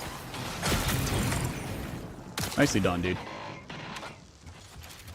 Circuit breaker's still doing work, man. Triage plus smokes plus thermals equals stonks up. Let's see it. Prepare for increased hostile action. Looking for the ult on the enemy. I like that. I like the aggro ult. It's always a sick play, honestly. No shield. Shots. Very nicely done. Finds the second through the thermal. Super low health. Doesn't have a bot on himself, which is really scary. Prevents the selfie. Nice. Uses the finisher to juice up here. Third engaging now. Oh, all right. Never mind. You forgot your gift. Hi, Jules. What's up, big dog? Guys, if I missed you with a good morning while watching clips, let me know. Hello, Julius Cesar. What's up, brother? Again, guys, thank you very much for the gifts this morning. Appreciate it. Tizzy with the 12, Gooch with the 12, Bloody with the 6. The boys are still doing, Amazon's still doing this, like, bonus gifted because I'm streaming in vertical on Twitch now, which has been good because I think it's actually made the vertical on YouTube nicer, because all the scenes are now linked. OBS put this thing in where, like, when I switch through my scenes from lounge to like gameplay mode, like I have different scenes that are linked to that switch automatically for vertical. So I kind of like it. It's been a nice little side effect is that the YouTube got a better juice up and we get bonus subs, which is very exciting. Thank you, Jeff Bezos. You forgot your gift.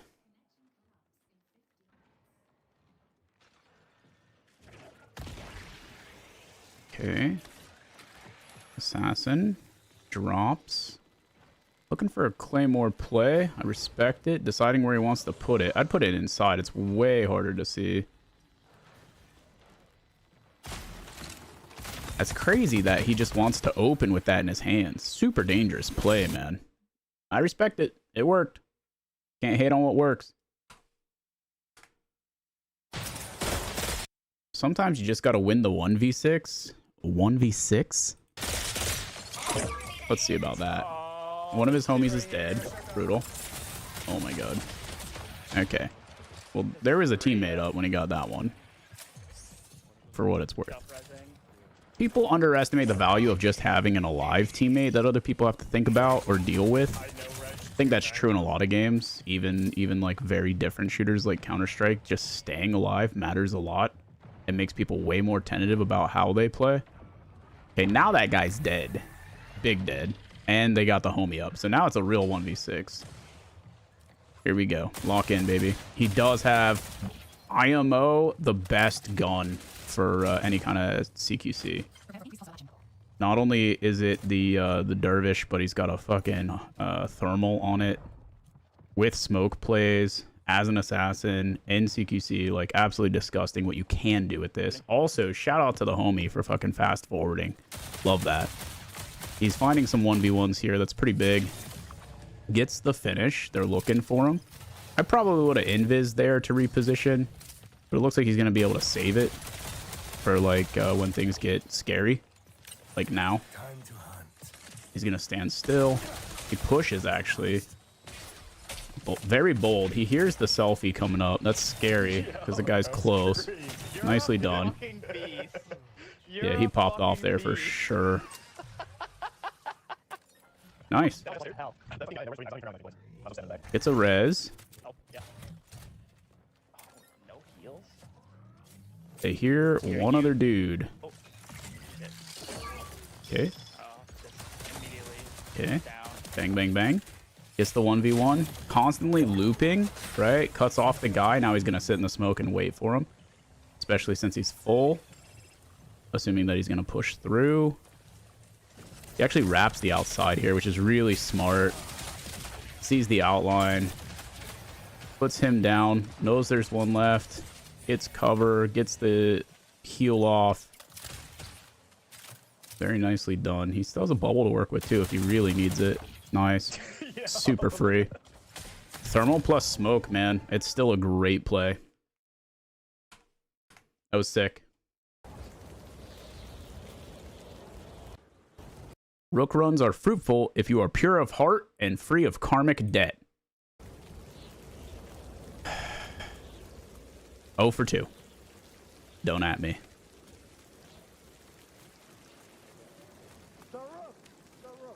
Oh no, he's been found. Oh no, don't go yet, don't go. Flight's open, bro. Flight control, key room. Flight key room is open. Red room is open upstairs. There's loads of stuff. He's explaining, get the juice, my boy. Yeah, go loot all of that. Flight, key room, and every Nice. and red room upstairs. Oh man, he's new too. Ping it on the map, go. Oh, I hope that worked out for him, dude. I like to think that he came out juiced to the gourd. Caught with my pants down. I'm not watching that, dude. Some archives from Cryo. Nah, too much work. All right, I'm over watching clips, chat. Okay, I lied. One more. Couldn't steal anything from an enemy player with my drone. Oh. The hell? Does he have an empty backpack? What do you think is going on here? Chat? Comments? Any explanations? I can't even tell if he's taking damage.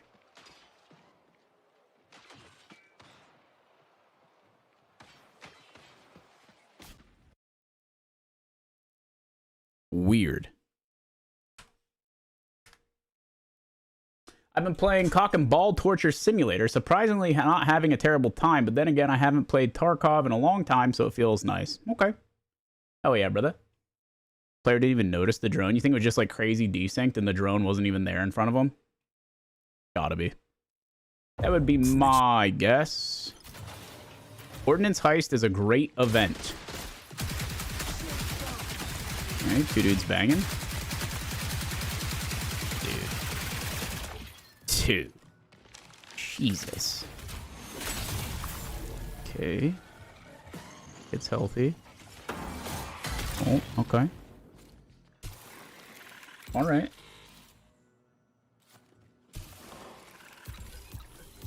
Oh. Oh.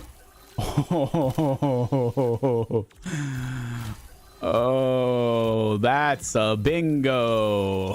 That's a bingo. Man beat him with a fucking the shittiest MG of all time. GG's. Yeah. That dude's winning the lottery this week. Very poggers. V22 Volt Thrower.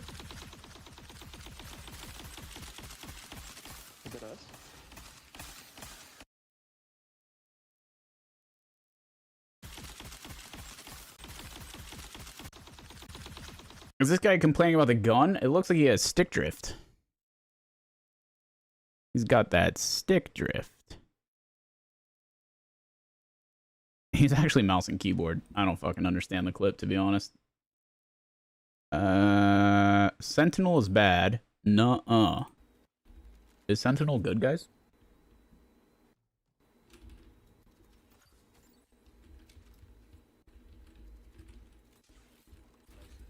It's a little bit of a weird clip. I feel like I can hear this guy's tea kettle going on in the background, but almost nothing in game.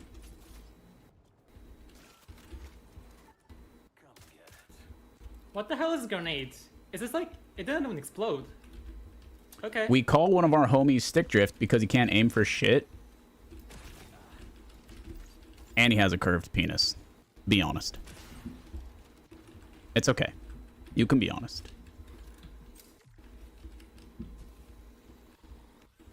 Do you really want to try this? Nice. Come on, dude.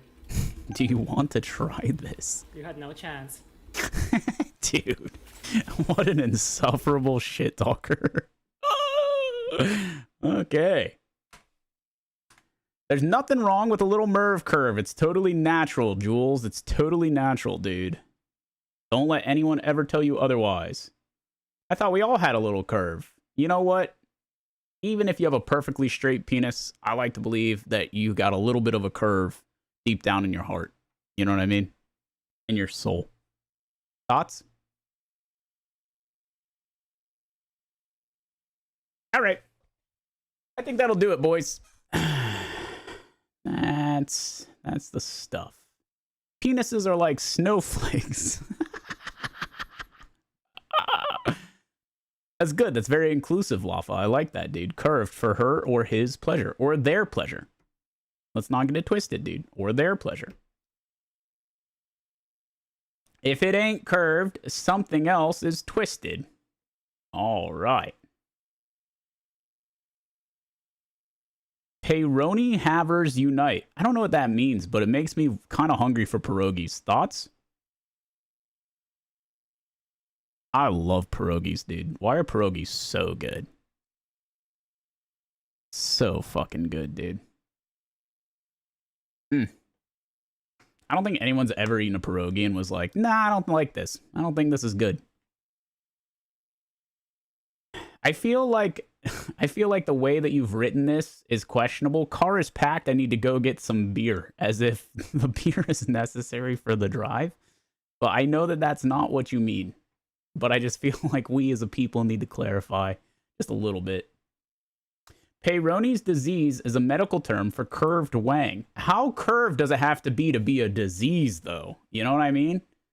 I'm gonna choose not to recognize that as a real disease. Kind of like autism, dude. I'm gonna be so for real right now. Who doesn't like trains? Who doesn't like trains, dude? Stop acting like it's a disease to like trains. Trains are cool. Stop. It's gone too far.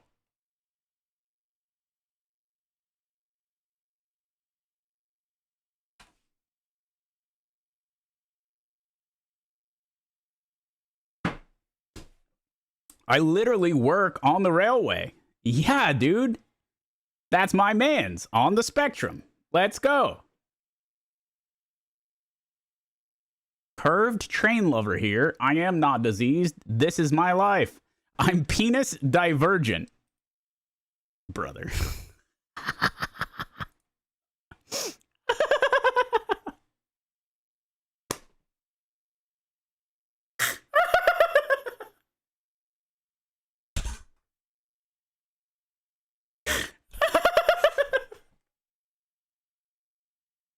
Mine's shaped like a karambit, dude. Holy! I hope it's a blue gem. Wow. Holy shit, brother. Holy shit, man. I think I'm diverging too far to the left. Is that what people mean when they keep calling us fucking lefties, chat? I don't know, dude. I don't know, dude. I talk about the curve for they, and all of a sudden I'm a fucking lefty. What is that supposed to mean? I don't understand. I don't understand, dude. It's crazy. Very interesting times we live in. Shout out to my fellow curvers. All right. Wait, dude. The pretzel emote is crazy, by the way. The pretzel emote is fucking crazy. What the fuck are we doing, dog? That's nuts. Crush Can, what's up, big dog? How's it going? Pretzel gang, stop. Guys, it's not supposed to be a pretzel. It's not supposed to be a pretzel. There's a problem at that point. Then it's a disease. I hate to be non-inclusive here, but yes, if it looks like a pretzel, then I would say that's a legitimate disease. Just snuck 40 cold hard cash dollars out of Melissa's wallet for beer. We're in there. Okay. All right. Just dipped in the cheese? I don't like that, dude. I don't like that. Why are you discriminating against my loopity loop? Okay. Just slap some beer cheese on it. It'll soften up and straighten out.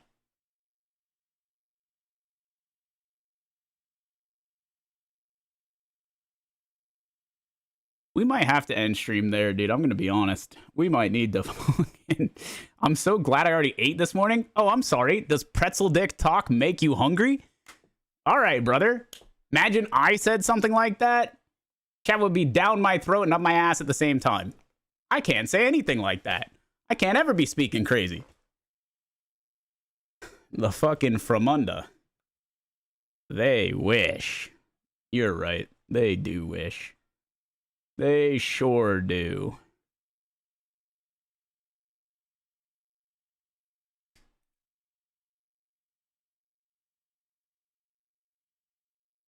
I snorted coffee in my nose from that comment, Lamau, Jesus fucking Christ. Yeah, but honestly, think about how much more direct that caffeine pipeline is to your brain. Like, you literally have the coffee at your blood-brain barrier. That shit is in there. I bet that hit. Who's snorting coffee, boys? Yeah, that's how you get torqued for the day. That's right. Yes, sir. Yes, sir. Good Reddit. Good Reddit thread, dude. Good Reddit. There was some good content in there. That was a good one. That was a good one, dude. All right. We got past Reddit. Oh, Jesus Christ. Leaks. Okay. Next. Chat. If you had to convince... Let me see if this is there on vertical. Let's... There you go, vertical, homies. I got you. If you had to convince someone to play Marathon today, what would you show them? And I swear to God, if someone says they're pretzel wiener, I'm going to lose it. I'm going to get ahead of you on this one, friends. I'm going to get ahead of you on this one. Do not say you're pretzel wiener.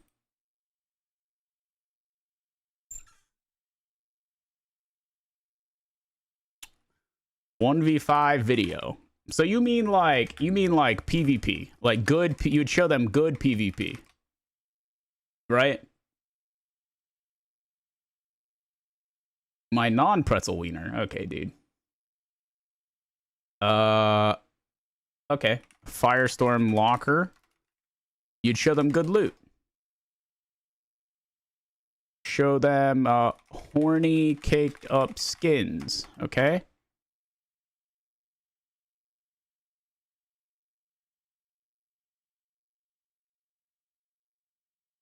So you think Vandal specifically. Vandal PvP gameplay. Got it?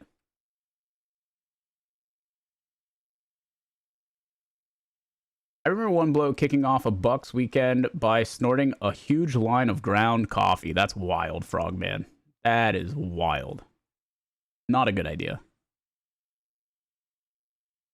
So, like 3v3 blue/perp PvP.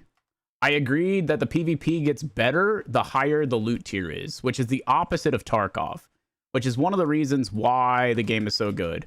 Much better than Tark when high loot PvP feels better than low.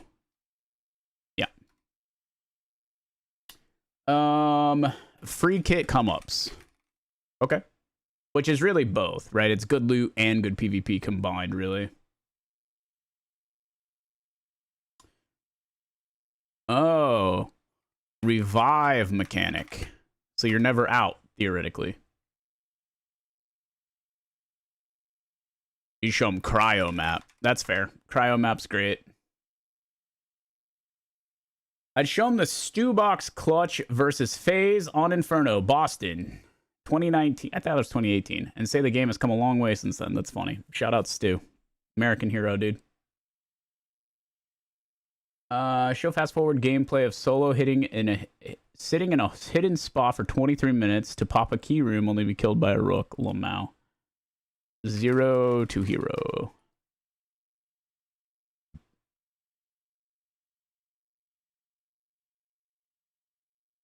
Procs chat in solos. Nice. Yes, I agree. I agree that it's very good. I agree that just random player interaction is great. Right. That's the good stuff. Random player interaction. Okay.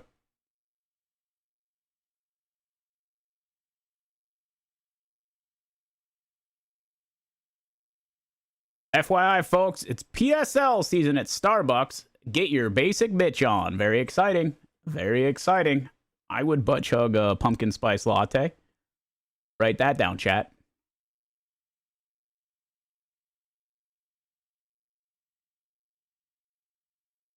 Okay, some high-level PvE, right? Is that what you mean by that? Upper complex, high-level PvE. Or further. Yeah, okay.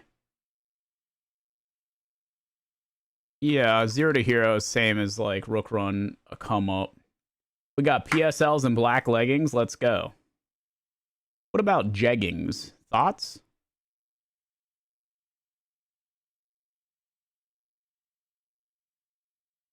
Sup, Tim? Morning, brother. I would show him a clip of us giving gold shields and gold mizzies to 3 rooks and letting them battle it out to keep it all. Interesting. So that's like a combination of like fun random player interaction, PvP, and good loot.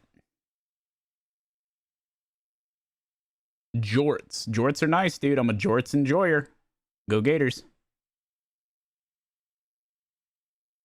Whatever makes you feel good and makes your butt pop. Excuse me?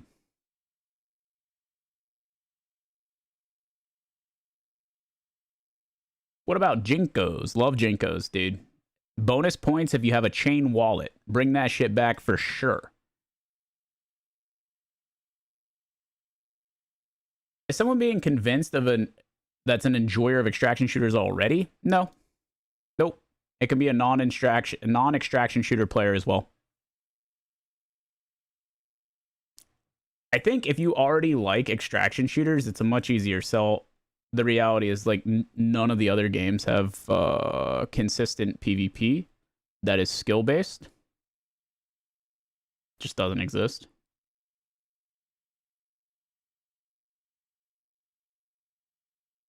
Yeah, it doesn't matter. You can throw it in there. I'll click it.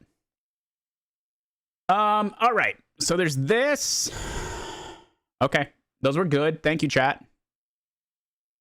Maybe a spooky fight where the enemy pushes slower. You don't quite know what's going on. Oh, tension-based combat. Sure.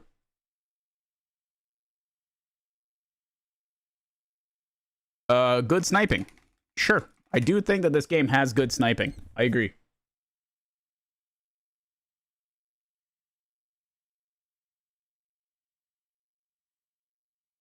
Taller fight night.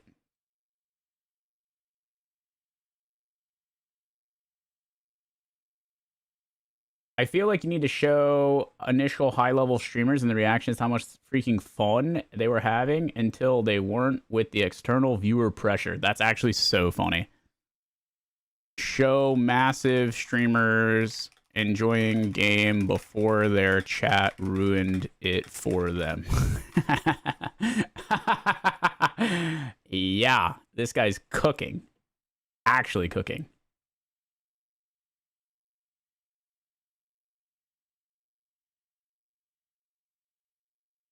Well, Atari does it again. Peter Cullen, legendary voice of Optimus Prime, has died. Brother. 3 days of announcements from Atari, 3 celebrity deaths. F's in the chat. F's in the chat for the news cycle.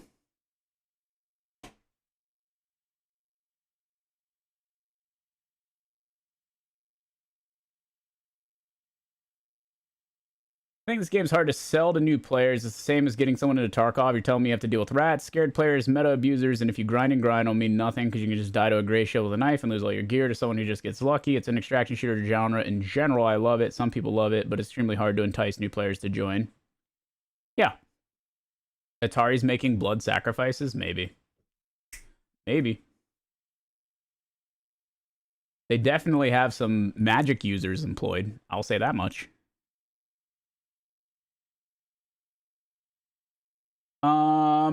Yeah. I don't think that the genre is that hard of a sell because you look at a game like Arc Raiders, right? It's clearly not that hard of a sell. The key is that something like Arc Raiders is selling the idea that you're good at a game that requires no actual skill to be good at because it's in third person. It's like, it's the same reason why people have loved COD for so long or continue to play COD even though the game's shit for so long. And it's because it sells this lie to people that like they can feel like they're a monster at the game while being truly terrible. And so they get to have that feeling while having zero actual like investment or like time put into the experience. Like sometimes the dice is just going to roll in their favor and they'll feel like they're popping off and hitting crazy shots, but they are just like, they're getting their like their lucky experience of, you know, however long. It's the same feeling.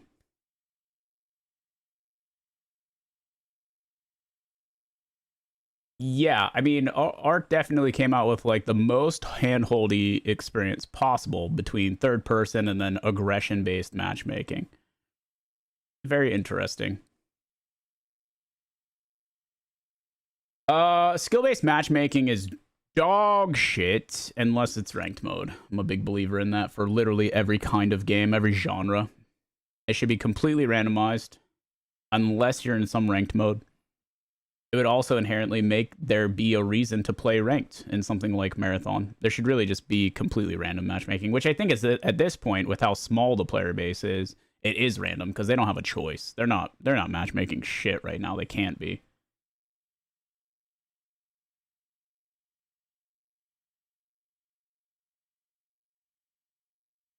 Okay, these were good. These were good, chat. These were good. What do you think is fun to do in Marathon right now? Like, what if you want to have fun in the game? What are you logging in and doing at this very juncture in time?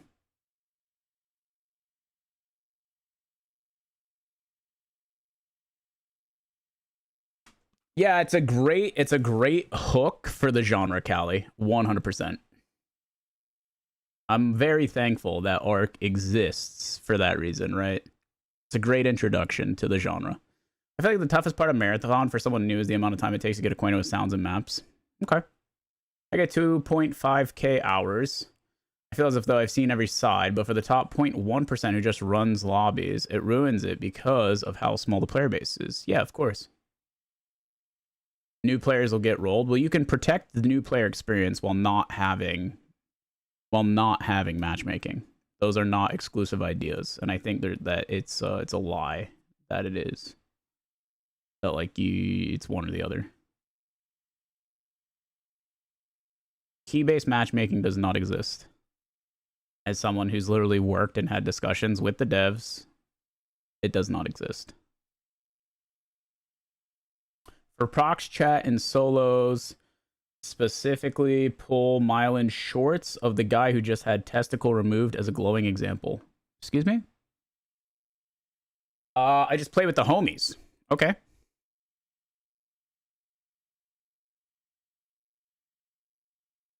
Outpost Gaming.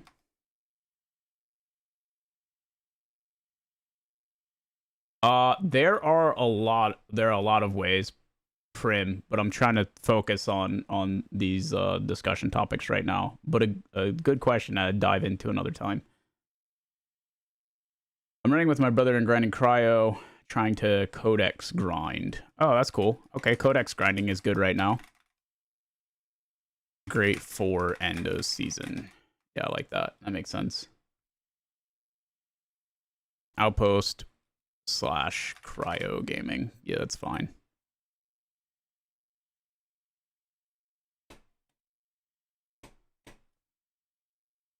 Play like I'm gambling. That's exactly the point of the genre, right? Yep. 5k bet and a max win. Yep. Love that. The main thing keeping me invested right now is the grind to my first compiler kill. Aspirational content climb compiler. First compiler kill. Cool.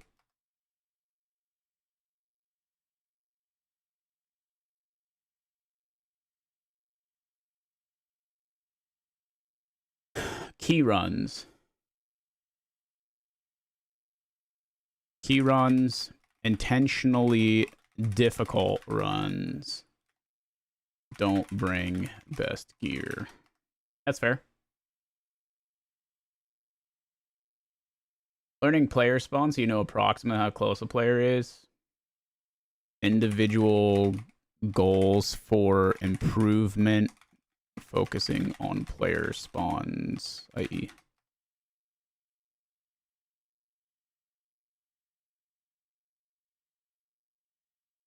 Showing vids of how to use varying runner abilities properly, i.e. thief, rap, actual assassin creep. Unpopular take and not related to the list, but Cryo is actually my least favorite map. How come? I just asked briefly if you have like a TLDR of why. Honestly, the manifest have been great. Sometimes we load in and just try and sneakily kill as many bots as possible to get those manifest firestorm keys. So you're actually enjoying the new content firestorm manifest grind. This is Erica Badu. That Erica Badu chick. What's up, Tao? Knife only on Cryo. Okay.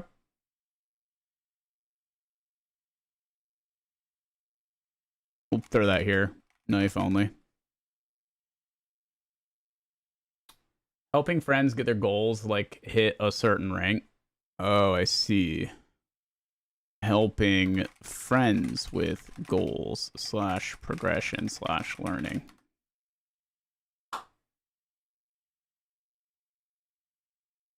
Dallas, huh?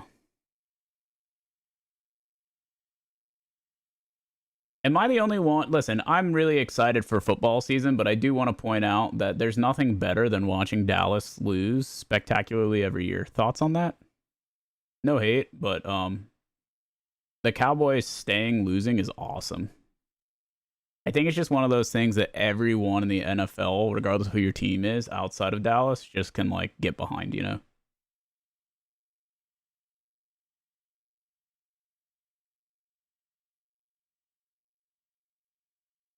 Yeah, I saw that, Gooch. We did talk about that just now. Go Birds. How can you not pocket? Jerry Jones is going to live to be 400 years old, powered purely by spite. It's the best, yeah. Max melee damage base is 3 hit. There's a build to 1 knife, any shield, but it's really hard to build in game. I'm not outing that tech because I don't want to die to it. Yeah, I mean, I mean, that kind of thing has existed and been out for a while.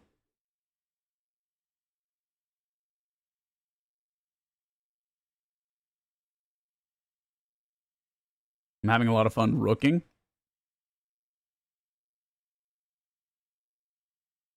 Rook / MGS style runs.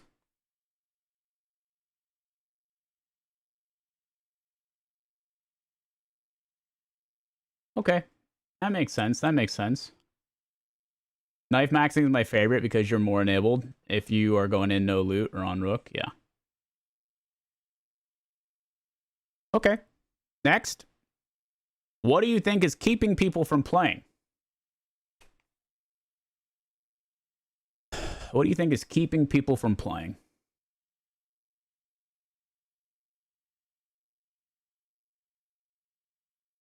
You mean bad game / company reputation in public, what's it called? Public forum.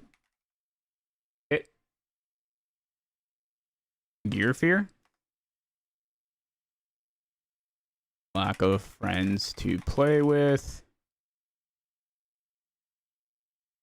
Skill gap.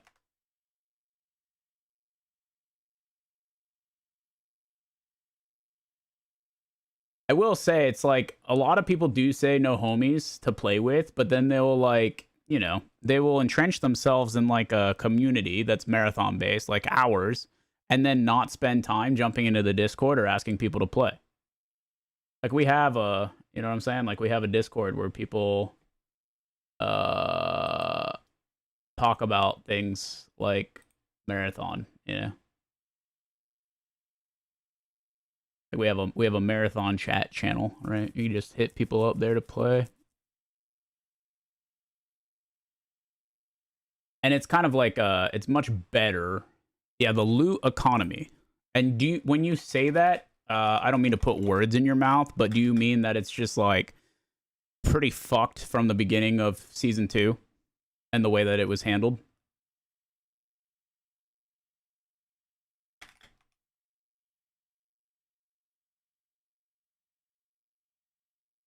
Because I think that is one of the primary factors by a mile. The start of season 2 is truly terrible with the way that they decided to do that. In more than one way.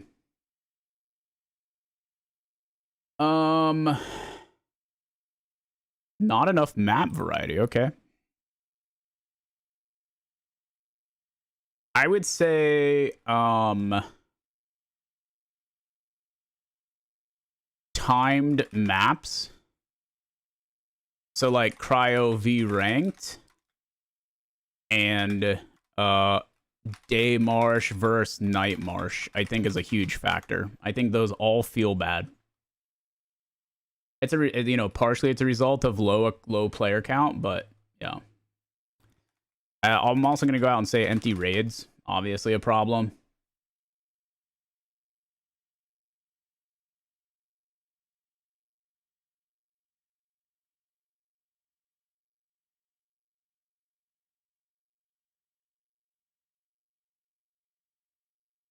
Yeah, I mean, it's possible to drop that message without a name. Create.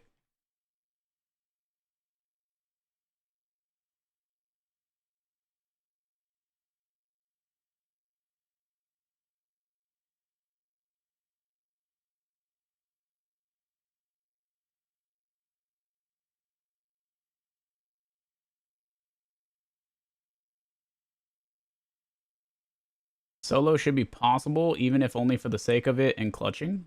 What is not possible about playing solo? I don't understand the question or what's the problem statement there? Super. I honestly forgot this season was supposed to be around night map. Really is pointless overall and could have been expanded more. Yeah. There was a lot of L's on the Night Marsh side of things. It wasn't enough map variety for what people wanted. Night gameplay in a game like this is inherently bad for a lot of reasons. I think it dumbs down the game quite a bit. It also makes the game feel much more one-dimensional. The game that looks really good, Night Marsh is a really cool-looking, fun map. But with nighttime and weather, it looks like shit and feels like shit all the time. And it just makes it a lot less skill-based, which undermines the general consensus of the game to, like, double down on skill-based gaming. So that's kind of undermining. It looks cool and it's a cool experience, but from like a vibe perspective, but that only lasts you a few raids, right? The vibes only last you a few raids of it being fun. And then after that, it's just the same thing with all the other L's, which are compounding. Then on top of that, obviously you could play it right away and you could play it for free with no investment. And you got all the best loot in the game from it for like the first 10 days of the season, plus the server problems, plus the fact that like during free week it was fucked. Then they changed the way that like Cradle XP worked significantly. Then they undid it. All bad. All of those things were massive misplays and super predictable and really ruined season 2 for most people. That's like my TLDR takeaway. Do you think that's fair, chat? Do you think that's generally fair?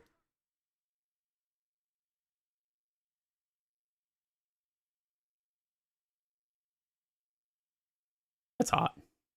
What's up, Irate? Thank you for the 74, man. And I knew that the player count was going to dwindle faster than it's ever dwindled because of all those things, right? Like, if the loot economy for the game is super fucked right at the beginning of the season, why would people play the rest of the season? There's no reason. It just feels bad. I don't really like Cradle. I thought they could just expand contracts more. Well, the problem statement for making Cradle was that players who are not very good at the game get stuck in their progression because they're not capable of completing hard quests that unlock the next part of things for them. And so having an alternate way to make their characters stronger in general over time by just playing the game was the idea, which I think they definitely accomplished, and I think overall is an okay solution. I'm not mad about Cradle. I don't think Cradle is a bad thing. I think it's a good thing overall.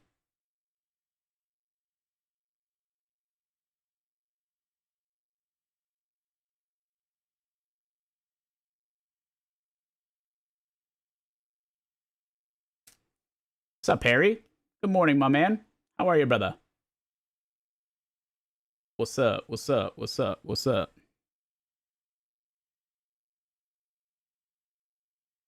Cradle also gave the factions more identity. Agree.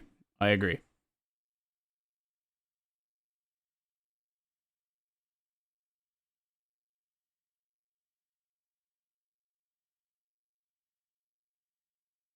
Glorp said it best that they did the exact opposite of what you're supposed to do in terms of loot. They came straight out of the gate with loot, and then they nerfed everything to high heaven. It was ass. It was bad.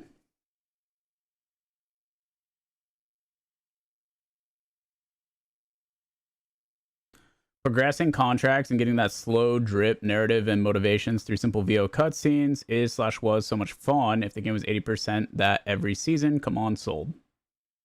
Cradle's just another thing for newbies to learn, I guess. Overwhelming. I don't think there's anything overwhelming from the Cradle system. It's super straightforward and easy to understand. And if someone can't wrap their head around like the very basic mechanics that is Cradle, then they have no chance at learning a meaningful extraction shooter to begin with and should either not play the genre or play Arc Raiders. It's that simple. If you cater to the person who can't understand Cradle, then this game's design is going to be piss and shit for everything.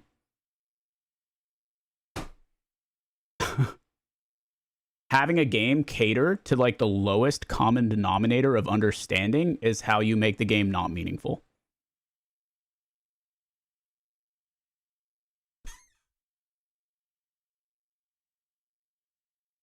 I love this song. Bar is hella low.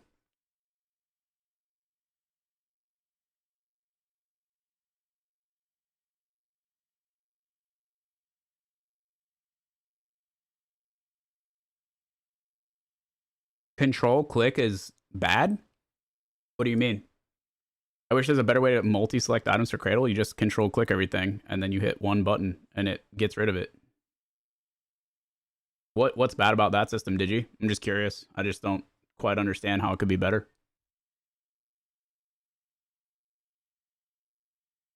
What do you mean, Bert? Oh, on console. It's bad on console. Well, trying to play an extraction shooter on console is like the actual problem there.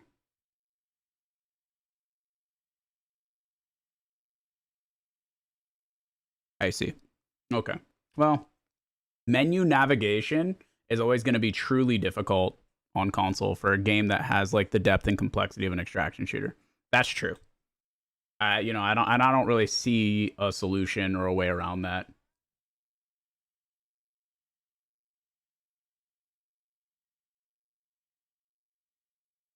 I have Cali. Yeah, it's sick.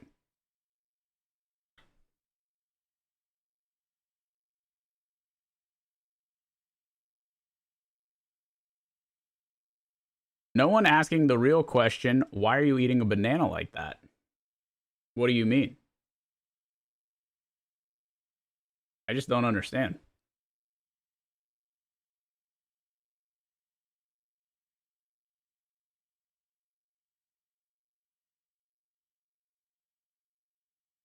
Another thing that I think is killing the game is the way that they're balancing weapons. We'll always find a meta. The answer to the meta is not to nerf it. Buff other weapons to compete. If we just keep nerfing, the TTK is going to get slower and slower, which I think is going to become a separate issue. I don't think TTK has seen a change. I disagree that like the way that the weapons have been negotiated is like is increasing TTK. I see people get one shot by shotguns and fucking two bursted by the battle pistol all the time. I think that the meta shifting that they do with changes to weapons has been really good and exactly what needs to happen.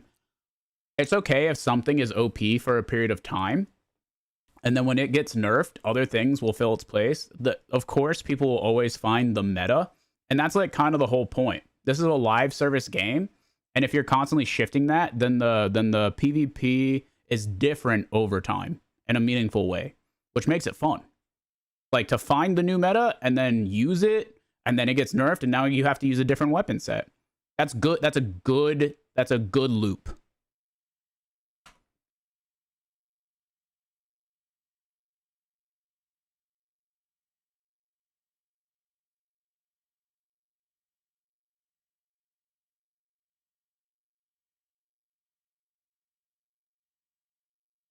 Bro should try the two-hand banana eating technology. I'm gonna pass on whatever you're talking about right there, big dog. Thank you. Appreciate that. I'm gonna pass on that. GTA is good right now. Having an insta down B54 CB or Volt Thrower is not good. Yeah, I mean, that I hear you. Not having one-shot knockdowns is a good thing. Surely the only meta that needs killed is Recon. What is your problem with Recon? Can we get back to, like, what is keeping people from playing the game? For what it's worth. I would just like to stick to that topic for now. If you have any, like, if you have anything else to add to that, I'd like to hear it.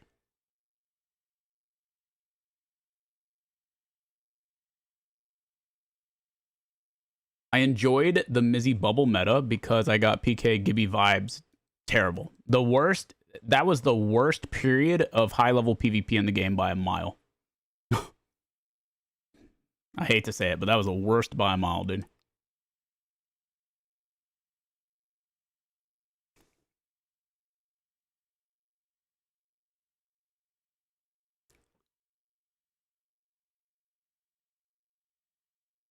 I did see that. Hate. Unlucky, dude.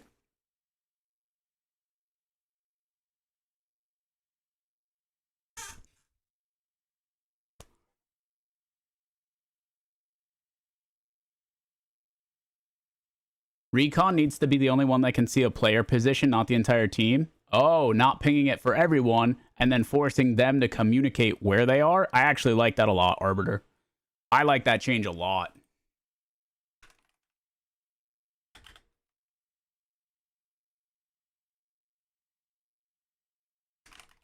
Interesting change. Thoughts on that? 1-1s, 2-2s on that change? I like that. That's smart. I fuck with that. Don't let it act like a ping. Yeah. There is the summer vibe too, Zero. I mean, like, Twitch viewership and all that, like, always goes down over the summer. I've been doing this full time for 11 years. Like, those kinds of, like, seasonal shifts happen all the time. People are doing more in the summer. They're traveling. They're, you know what I mean? They got different plans. Their usual, like, game schedule is interrupted for sure. 100% true. That is part of it.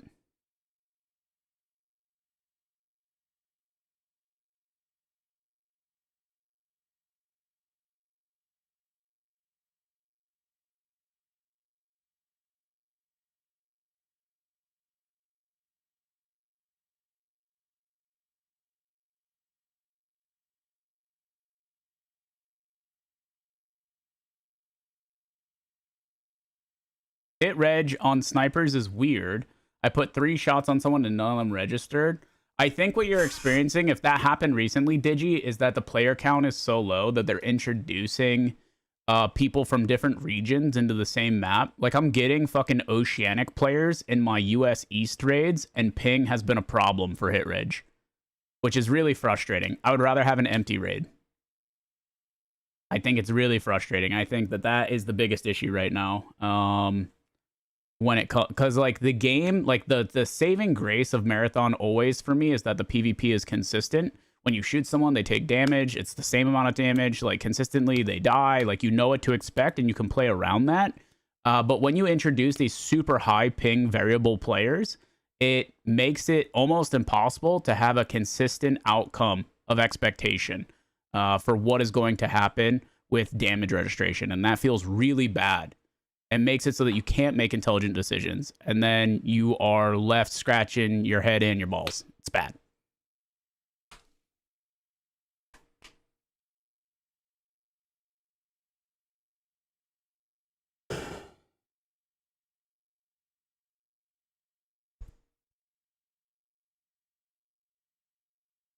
I feel like a lot of people don't like learning through experience or failing. So for new players, learning through actual raids puts them off because they die most of the time. They don't feel like they're gaining anything. Yeah, but that's like a people problem in 2026. You know what I mean, Chimmy? People like being super averse to adversity. Imagine. Like, people don't want to put the time in to like learn so that they can like be good and reap the benefits. They just want the result now. I get what you mean.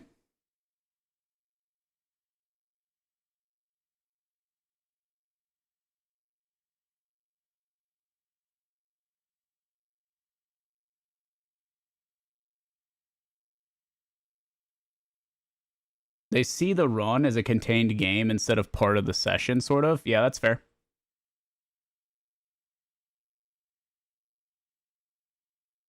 What's crazy is, and literally sold in marketing and the game lore, is that dying over and over is cooked into the game. Yeah, and I do like that they have a reason, right? It makes sense. I do like that. Not that everyone gives a shit about lore.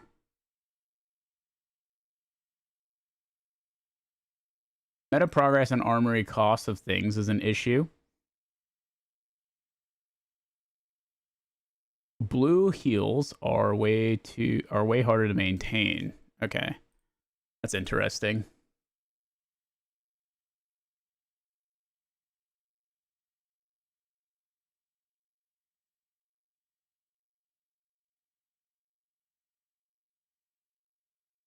Okay, interesting.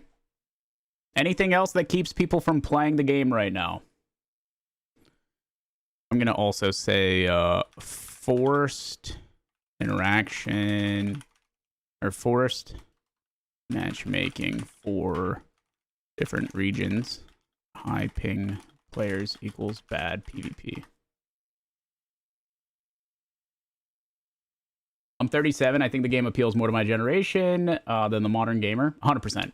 Yeah, most like meaningful extraction shooters are always going to be your like 25, 28 plus gamers. I 100% agree. Which is a big reason why I enjoy them. I think the audience is much more enjoyable to like spend time with on the daily, right? I'm old. I'm the base age for our community for the most part, and that feels good. And you know, being a part of this genre for so long is a big reason for that.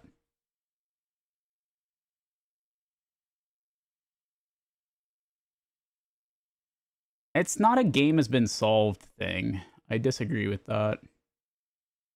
They've meta shifted so much. It's not a game has been solved thing. There are much better decisions that could be being made. I think saying game is solved, so therefore it's not as fun, is like really undermining the idea that, you know, Bungie is responsible for how the game progresses over time. It's silly. And it's not helpful, you know what I mean? You're just alleviating responsibility unnecessarily. Which is like is also inherently not true. Every season, like both seasons have been super different.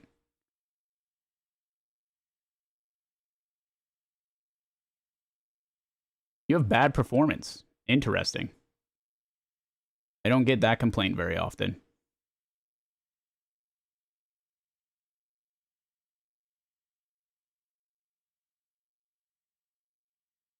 Yeah, anyone who complains about what other people are bringing in a fill raid are idiots. That's just like, you can't, you know what I mean? It is what it is. They're morons. If you want people to have really good gear with you, make some fucking friends. Jesus Christ. Or queue the game solo. You're choosing to play with other people, and you're really only mad because the other person isn't going to carry your dumbass. That's the only reason they're mad. And they know that they are not capable of carrying. It's the only reason they get upset when they load in with something good and their teammate doesn't have something good. It's lame as hell.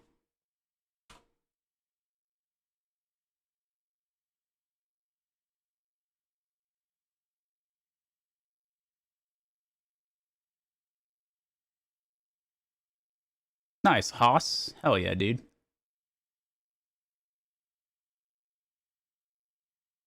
Community's pretty chill. With it being small, you see a lot of the same people in your runs. Yeah. It's the most I ever talk to people inside of a game. Cool. I like hearing that. So, frame gen, XCSS, and FSR have been bugged all season for me. That sucks. That's weird.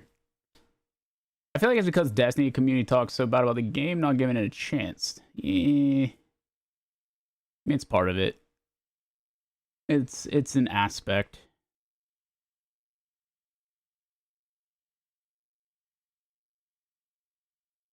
It's also like the first thing here, bad game / company reputation and public forum. That definitely falls under that for sure.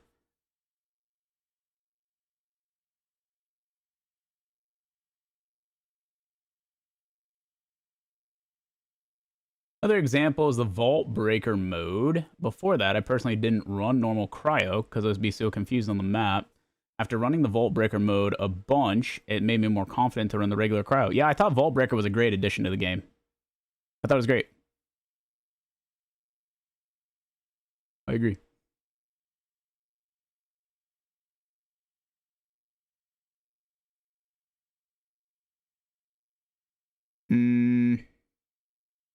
So this was what is fun right now, and then this is what's keeping people from playing. And then this is what change do you want for season 3? We can move on. I'll add regs first here. Training ground. You mean like a / shooting range for testing? I think that this is not a good thing for the game in general.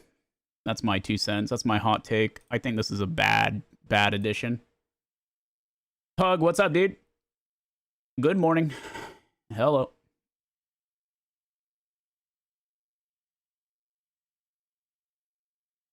Zero, what's up, buddy? I really appreciate the gifted sub. Thanks, homie. It's very kind. That's very kind. With that gifted sub, we're now just 1 away from today's sub goal, chat. Let's go, baby.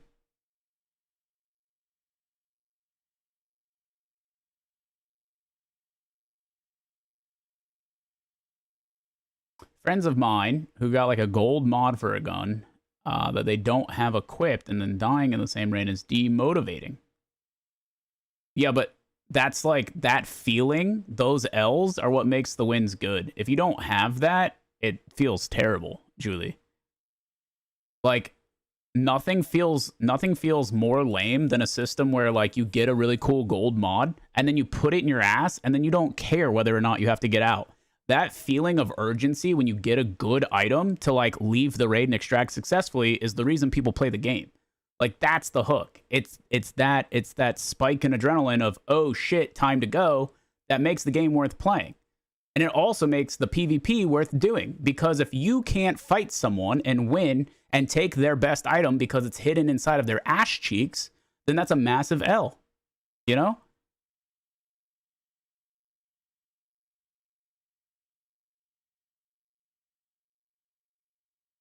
Yo, Pug coming in with another 15. Thanks, Pug. What a homie, dude. What a homie, man. Yeah, I don't know the Destiny community. I also don't care to know the Destiny community. And when I say that, I mean like the streamer conglomerate. It's not my kind of game. I don't fuck with Destiny. I never have. I never really understood the appeal. I've tried it. I'm not a fan. And given their general behavior for the most part, I don't have any interest in like engaging. It's pretty simple. I don't know. From what I've seen outside looking in, it's a nah from me, dog.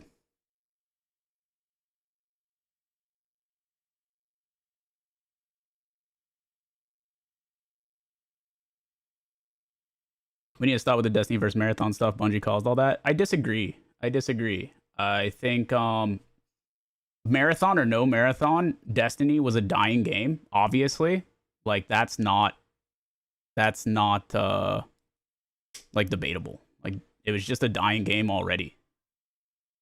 And the only reason, I mean, don't oh boy me, like the player numbers is the reason. Now, did Bungie cause the game to die over a 10-year period of just like milking it and having bad business practices with like the DLC expansions and have really bad new player onboarding experience? Yeah, if you want to blame Bungie from that perspective, for sure. But that shit was dying. Marathon had nothing to do with it. And then, of course, like the Bungie streamer conglomerate of like blaming Marathon is silly. Like, super negative for what? They're mad that it's not Destiny 3. That's not Marathon's fault or the people that worked on it. and so their behavior sucks. Like that's like not, none of that is controversial to say.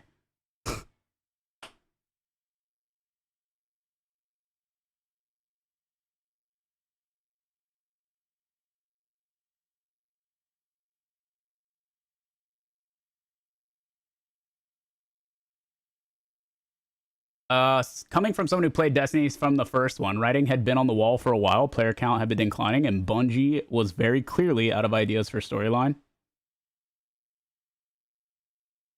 Yeah, that's bait. Don't take the bait, or that's silly. Don't take the bait, dude.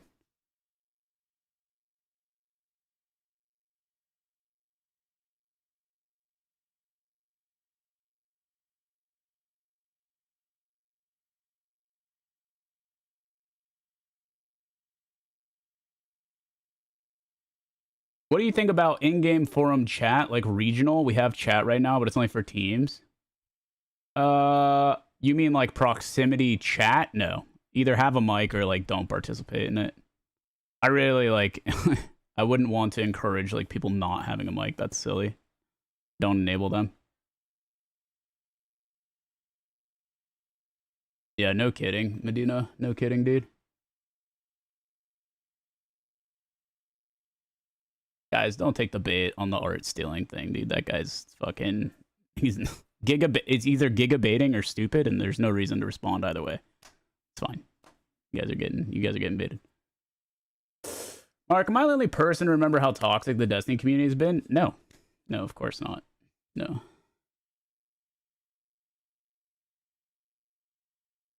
I want less time locking. Yeah, I agree. I agree. Way to stay on topic. Less time locking. I agree. That shit is ass.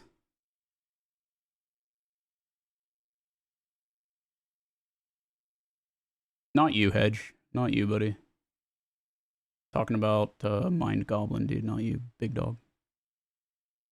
Ladder glitch is very off-putting. Season 3, I don't want dinner bells for key rooms. You mean you want to get your highly contested loot for free without facing adversity? Bad change! The only interesting thing that happens is when you hear a key room open. What are we saying? Not to call you out specifically, but that's a crazy choice. The best things that happen in games like this is when there is a reason to congregate in one area.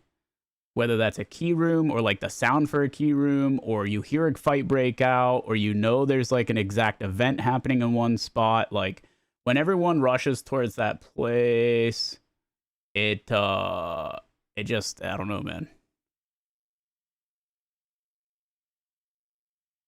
More story-driven lore and PvE modes. If doing more PvE, make it more lore-driven. Okay. I'm listening.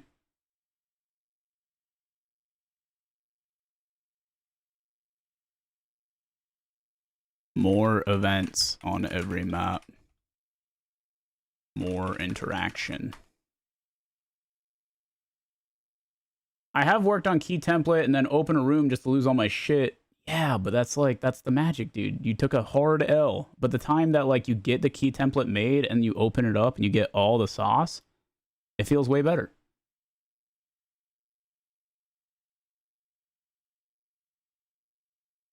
I disagree. Same exact reason. Lawful wants quieter and faster exfils. No, bad. If you want to get out earlier in the raid, then it's going to be more likely contested. And that's the trade-off. If you want to run it back quickly and get the fuck out, that's great. But you're going to get rushed by teams who want to fight, who are still in the raid.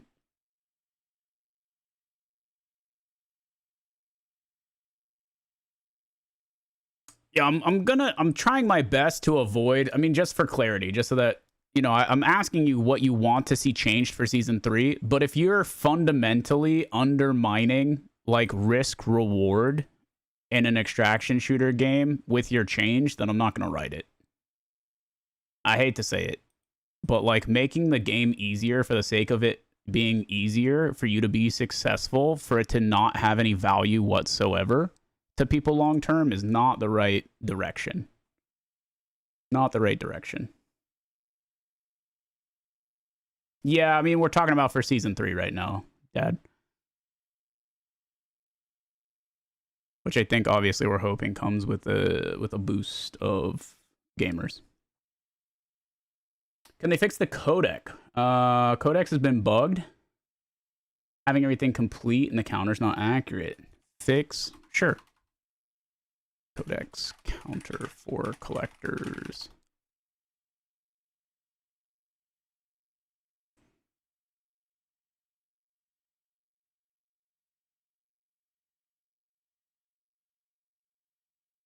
You fucking wish, administrator. Yo, again, thank you, Pug, for the gifted sub, man. Brings us to just one away from today's sub goal. Very poggers.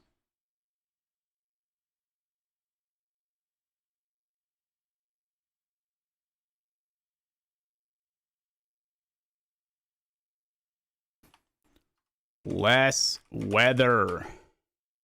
Yeah. Hey, Mark, I don't know what you think about ranked rework, but gear limits per rank, I think it's bad. There should be no SBMM in normal matches, only SBMM in ranked, and then regardless of what you bring in, it feels right. Like that's like the core change that I think fixes the bad feeling of why did I run into this fucking gold? Why did I run into this golden ranked at a low rank?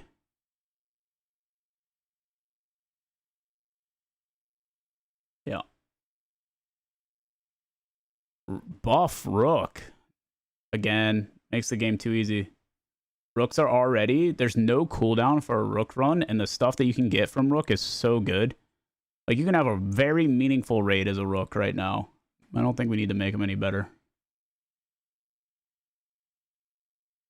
No, the weather doesn't stop the ESP. There are things in the game that prevent the transfer of information, but it's not weather based. That's fog of war, as in like what they mean by fog of war, and this is where the confusion comes in. So I get why you thought this. It's like when you play like a MOBA or an RTS, you don't see where the enemy's at. When you don't see where the enemy's at, that information of where they're at doesn't actually get transferred to you at all. It never reaches your client in any way, so it makes it impossible for like client-side cheating to show you where they're at. Does that make sense?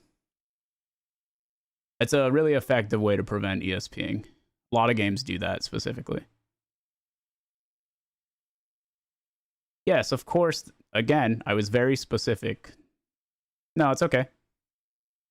I feel dumb now, so say psych, please.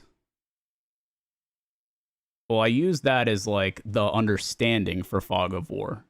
It's much harder to do in games like League and Dota and StarCraft.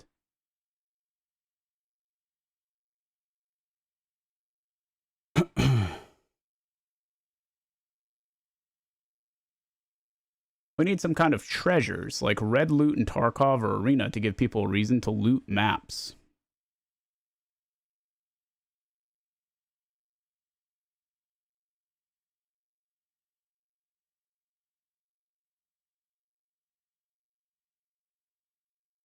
I don't know what you're on, Zero. I feel like your argument's like super disingenuous based on what I said, so I don't really know how to respond.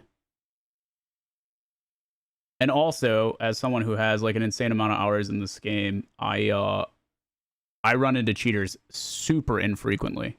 This game has handled and presented cheating in a much more controlled way than any other extraction shooter I've played. So I don't know.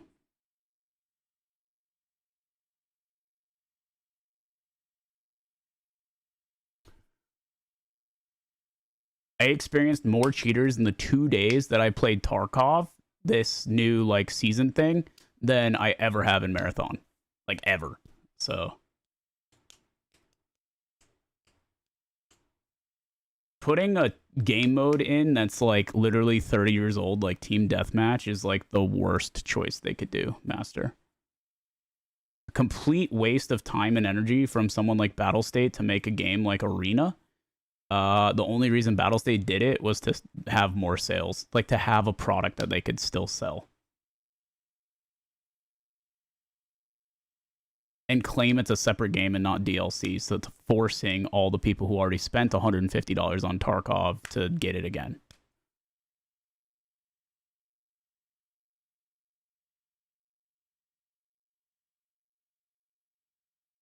If you're gonna see people cheating, of course it's gonna be high-level ranked. Yes.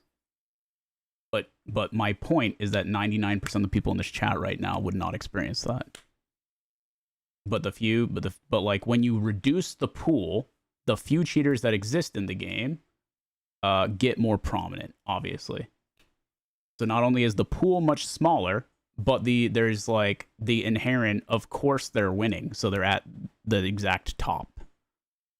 So that's true for like any game. Like if you look at like Counter-Strike top premier players, like that's where you'll see cheater names. Dark and Darker, whatever, anything like that.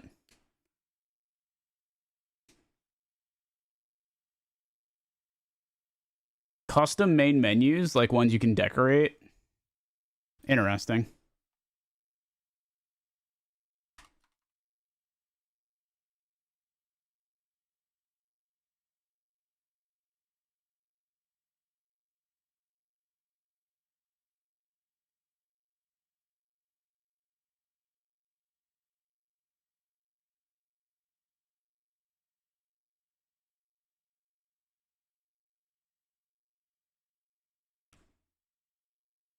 My comment before was the fog of war that they touted at release as anti-cheat wasn't bearing fruit. But why do you think that?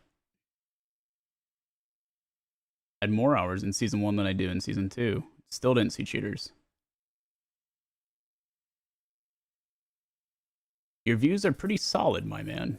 Thanks. I mean, I don't have to be like, and again, like I don't have to be right about everything. And just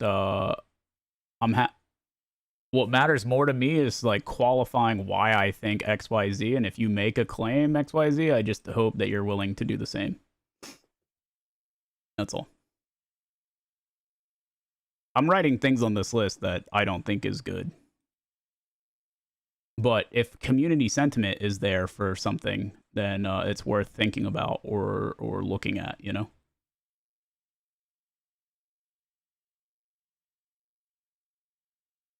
Again, the only stuff that I'm like instantly writing off is just like, I want X because it makes the game easier for me. Those are the ones that gotta go. Slower loot rollout, yeah, 100%. Yeah.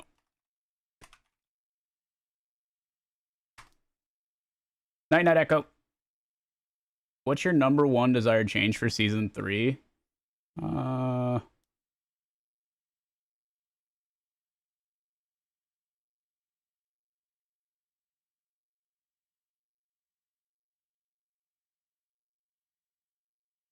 think it's the same thing that I ask for literally any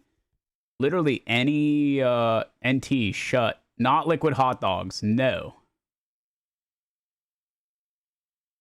Can you explain why you're against the PvP only mode? Yeah, I have no problem with PvP only. Team Deathmatch is just a stupid game mode that's been played out in a million different ways. It's not exciting. It brings nothing new to the table. And again, it's like run in, get a kill, die, respawn, go run in, get a kill, die. It's just like not.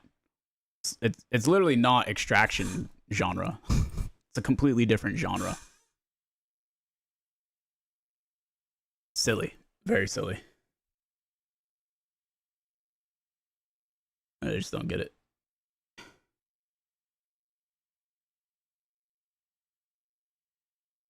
I'm a PvP gamer for what it's worth. I am very like significantly less interested in PvE always. If Bungie made life-side Vandal plushies for the cultured among us. God damn it, dude. Stop being horny, chat.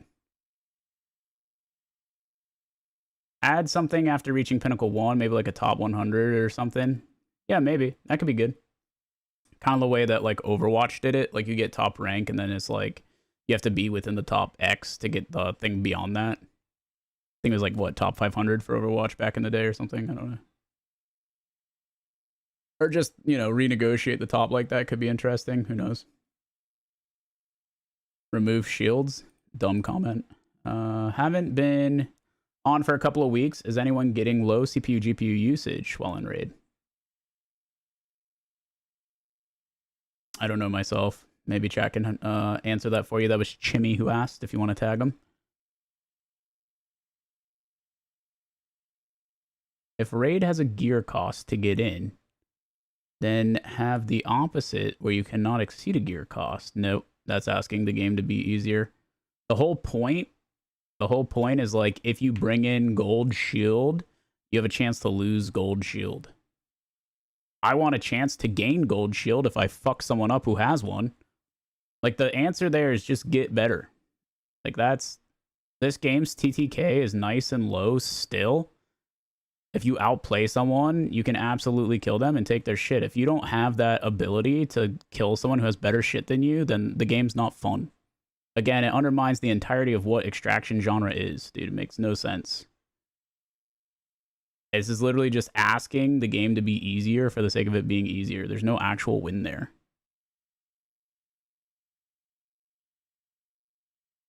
The reason people want gear limit, yeah, here's where I think it's really important to have these discussions and like the forum that we are. This is well put and makes sense. The reason people want a gear limit in ranked is because right now people just drop their tags and sit in an elo. If SBMM uses your ranked elo as SBM corollary. So this doubles down on two ideas. One is that you shouldn't have SBMM in non-ranked, only SBMM in ranked, and there should not be this tag system. This tag system is dumb as hell. You're either winning the raid and extracting, or if you are going to lose or not gain, then you need to be dying and losing your gear. There shouldn't be this like weird in between where you break even. That allows for crazy exploitation for people to have good shit and just stomp people and not move up. That's dumb. So the tag system is what needs to change. So the core concept here and what like the meaningful takeaway is like establish the problem first, because the solution you're throwing out doesn't actually like fix the thing without breaking or ruining a bunch of other shit. But if you actually like more so at the core establish what the problem is, you can make that change without making the rest of the game bad. And a lot of the times, like, you have to, like, think through what those ripple effects are. And so I hear a lot of regurgitated, quote-unquote, fix ideas for XYZ that would be absolutely game-ruining. And there's, like, not that level of, like, critical thinking of, like, okay, what does this actually change or impact? How does this end up?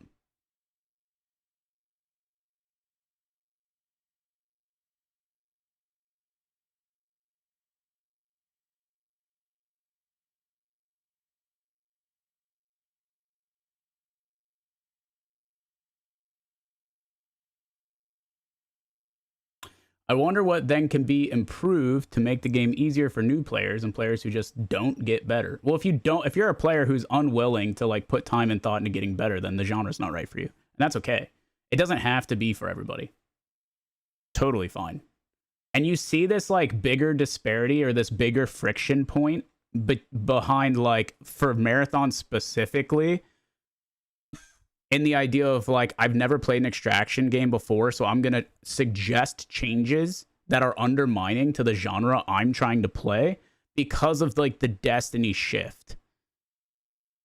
And that's okay, but like there's this inherent community of people that are looking for something else or something new, and then they play this and they just want this to be an extension of what they already played, not the genre that it actually is, which is, you know, I get why it happens. I get why it happens.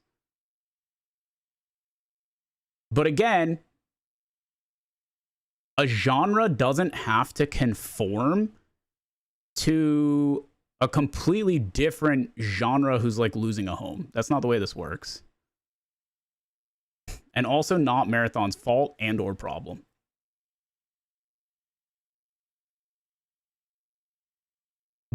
There's just so many people in that category, and I hear you, but by catering to them, they're making it, they would make the game not an extraction genre. That's silly. Were you not a fan of Ark? It's third person. Third person undermines like the meaningfulness of PvP and gunplay entirely. You're playing an extraction game where there's like you're literally watching people loot bodies or watching people like open an extract or wait on an extract to open while you're literally not even showing yourself to them because you're sitting behind a corner leveraging the camera swing to like see what's happening. And then you pre-aim and you walk out and you shoot them. Like that's not meaningful PvP. And it makes no sense for extraction to begin with. It's very silly.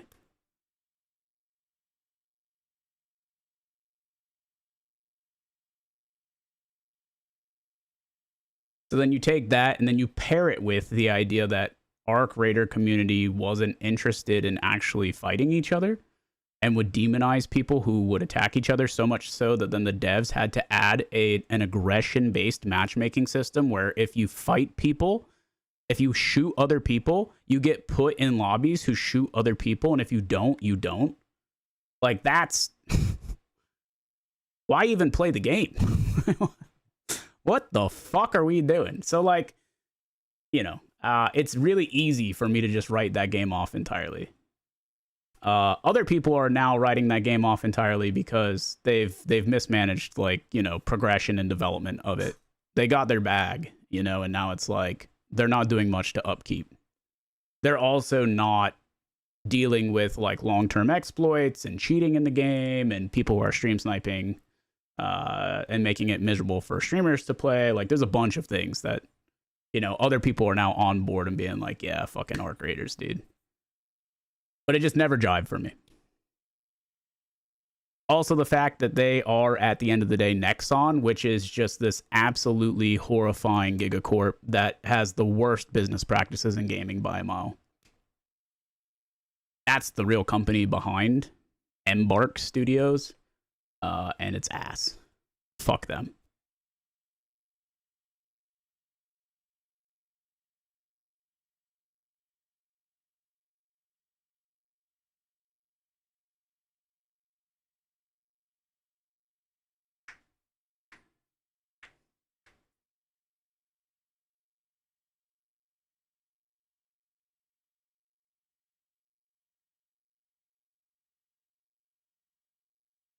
Ark is good, but as an extraction, but not as an extraction. As a co-op adventure, it's great for that. But once I got bored, I didn't enjoy the PvP. I went back to Marathon, haven't looked back. Yeah, and that's a good way to put it. And again, like I said this earlier, but you know, while I'm ripping on Ark a little bit, I will continue to include like the caveat and the nuance that it introduced a lot of people to the genre I know and love. And I'm super appreciative of that. And it did in a way that was like as easy as possible. They made it pretty frictionless, and that's a good thing.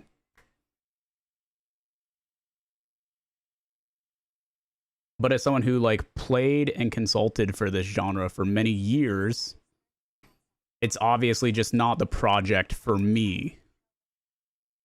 No, I haven't played Vietnam. I think it's going to be hard to stream. I think it's going to be a lot of dudes doing Asian accents, which makes it hard to stream, dude, to be honest with you. I like Hell Let Loose, but I think because it's Vietnam, it's going to be difficult. Yeah. I'm going to hop off, but I've seen you on the YouTube clips. Never jumped in chat till now. Peace, y'all. Yo, Digi, thanks for jumping in chat, man. I appreciate it. You have a good one. Thanks, brother.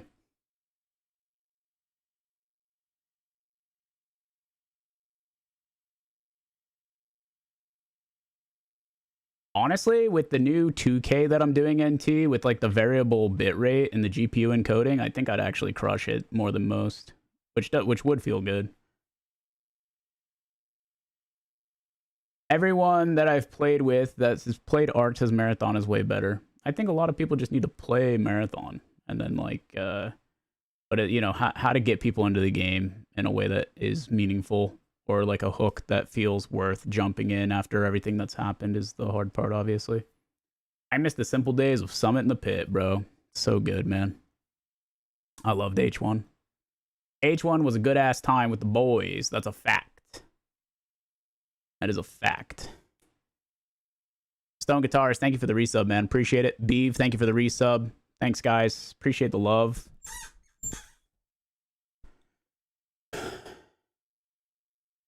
Dude, I love Muppet Seas. I talked to him about it a while back when he started that shit.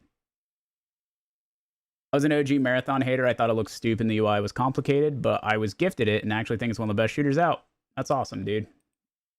What's the saying? Like, man enough to say it? What's the fucking meme TikTok format? Not proud of it, man enough to say it. I'll throw out a gifted sub for that. I'm so tired of milsim games. The LARPing is so indicative of the gaming community as a whole. Yeah.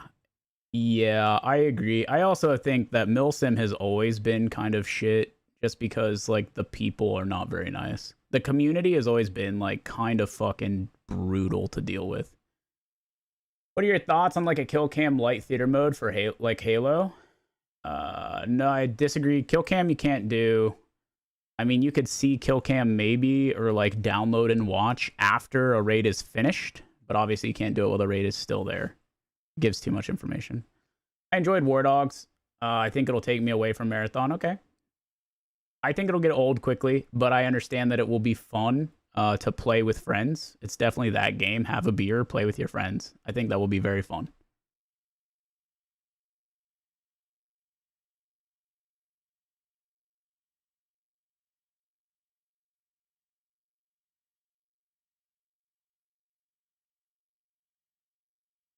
Oh, I always tell people that if I completely miss their message and they wrote something meaningful, that they can just copy paste. I don't mind. I don't mind. If they give enough time, of course, in between. I don't know how close those were, but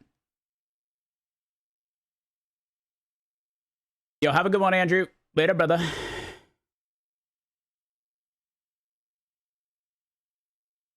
I wonder if War Dogs is going to do resets. The grind is fun, but it kind of feels like extraction at a certain point. It's done. Oh, interesting. You ever been open to do some sort of challenge on like a retro game for FBF? Yeah, we do that. We've done that in the past for sure. What game do you have in mind, Stone?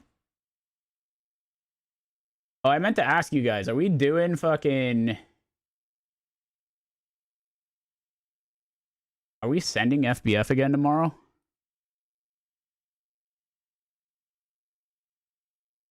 I don't really remember where we landed with that.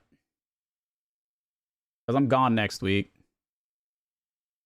I watched Dan try to beat all the Punch-Out games. Yeah, that's fun. How did he do? What if every week the entrance into ranked is not something you could buy in a shop, but some item that you had to loot and farm? Nah, I can't do that. Because if people only want to play ranked and like not available during the week, it makes it like way too gated kind of thing. Like forcing people to know life the game to engage in mechanics that are good otherwise is not a good idea, I don't think. I'm down for giving people aspirational content, but not in that way. He took down Tyson, but I don't think he got it done. Yeah, there should be no SBMM in the normal game, and rank should be live 24/7. I agree. With SBMM in it, obviously. I also think cryo should exist all the time. And if you need to like change the way the loot works because of it being out all the time, then that's fine.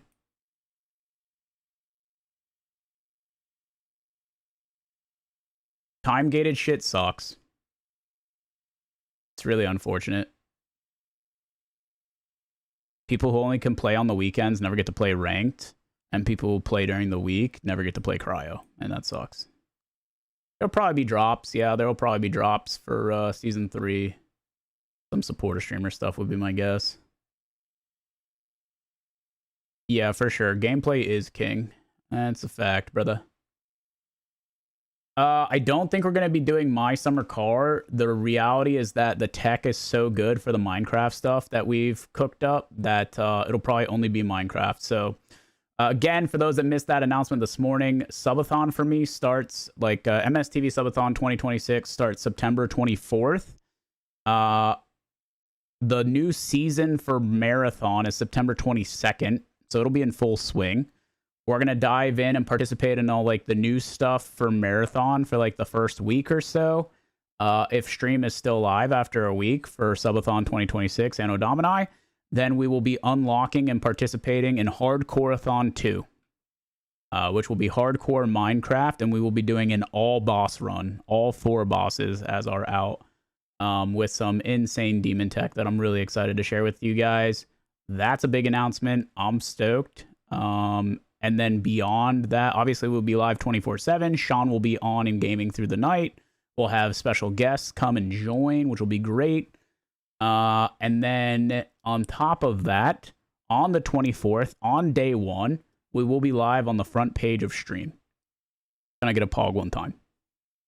Celebrating 10 years partnered. That's a good way to start Subathon.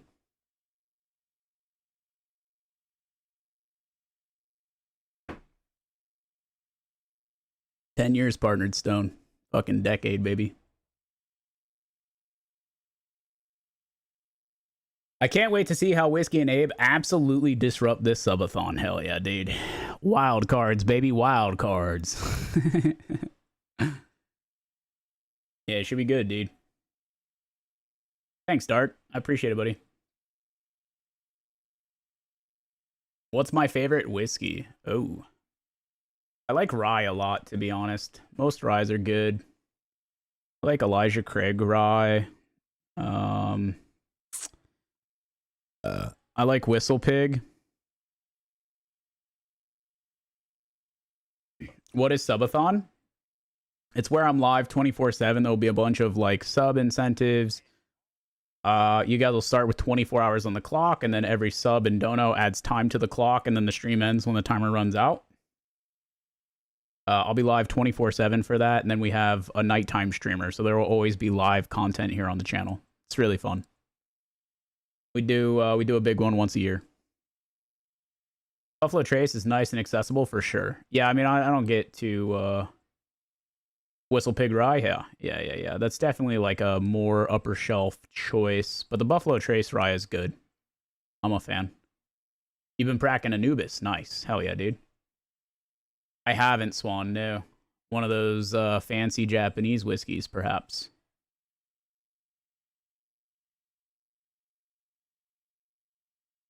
Yeah, I like Monkey Shoulder. We run that in cocktails for bourbon here most of the time. You know what I like? You know what's really interesting for a good whiskey is Jefferson Ocean. I fuck with that one heavy. Big fan. Really unique flavor profile. I think it's gotten pretty popular because of the story, but yeah, it's good. It's really good. Yeah, I also like, you know, like regular drinkers, Four Roses. Four Roses is great. Oh yeah, Dark. That's what's up, man. Yeah, the NA Guinness. I also like the non-alcoholic. I like the NA Lagunitas IPA. I think it's really good. They make a banger. Oh, we've been taking notes. We've been taking notes all day. Big discussion guy. Love tequila. Yeah. My favorite tequila right now is maybe Siempre is one of my favorites. Siempre is definitely one of my favorites.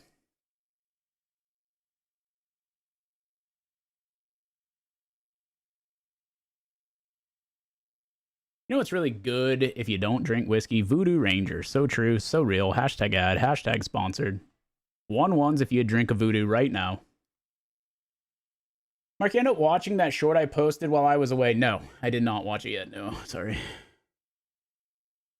We have a distiller in Alberta here, Alberta Premium, which is like absolute garbage, but they make a cask strength version, which is an international award winner. Nice. That's sick. Very cool.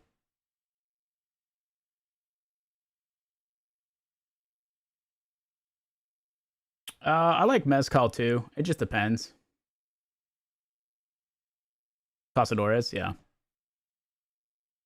I have not had Fortaleza. No. You know Burnt Peanut has a Voodoo sponsorship? I do know that. We have had a Voodoo sponsorship here on the channel since 2018. No, 2019, something like that. 2019, I think. Something like that. 2018, 2019.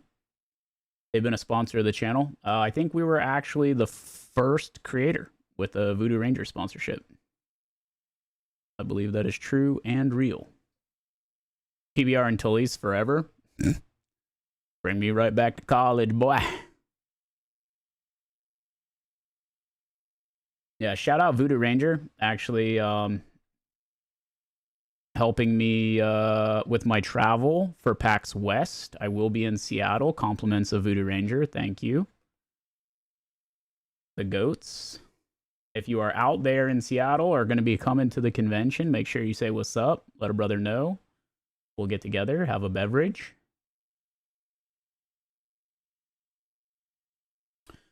Cash strength makers. Yeah, not bad. I'm okay with makers. The wax on makers really just makes me want a Baby Bell, though. You know what I'm saying? Yeah, I went to PAX West for the first time last year, and it was really good. I want a Baby Bell. Baby Bells are nice, dude. I got Baby Bells in the fridge. They basically sell two versions. Bottom shelf, $10 Canadian Alcoholics and Teenager Special. And then the nice version, which is like 15x the price. Yeah. That's one way to do it. You cater to two very specific markets. Nothing wrong with that. I've been hiding the dog meds in half a Baby Bell in the morning. 5-head. Dude, the Baby Bells do hit. My favorite part's the red candy coating. You guys like that part?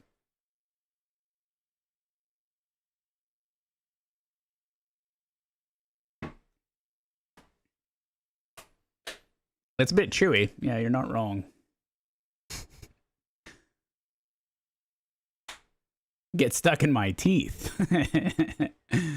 I'm a fan of Lagavulin and Lafroig. I am not a Scotch guy. I just...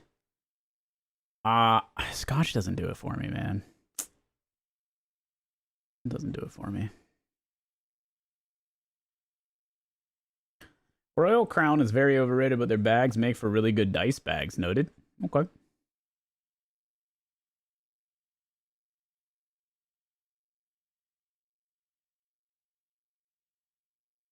Scotch is great if you want something that tastes like ass. Thank you, Butters.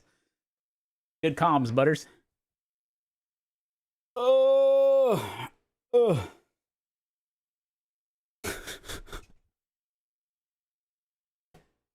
A lot of people don't know this, but you can put your dice in there, fat nuts.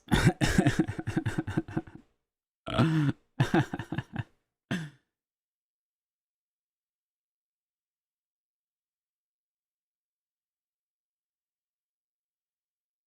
you saying Scotch is bad or that you eat ass? Okay.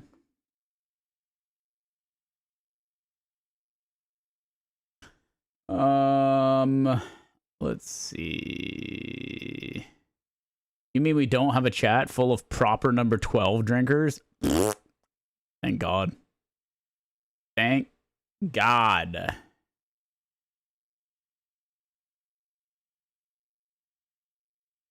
This is my anthem, chat. How you feel about that? Just give me a vodka lime, huh? He's a simple man. Simple man. Okay. Yeah, I like a little TSL or something. If I had to pick like a real basic bitch cocktail, I think it's a TSL for me, dude. Well, you are a pretty girl. Thank you. Yo Mark Season 3 needs solos love if you're still taking notes. In what way?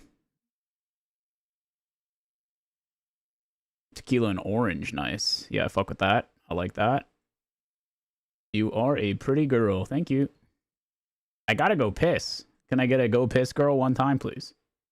I make a banger espresso martini, brother. I don't mean to call you out, but my espresso martini would go toe to toe with anyone's here. I feel very strongly about that. Feel very strongly about that. I make a mean one. Slap the shit out your mama. Oh. Go piss, girl. Thanks, boys. Appreciate that. Appreciate that. Quick pee. Please hold.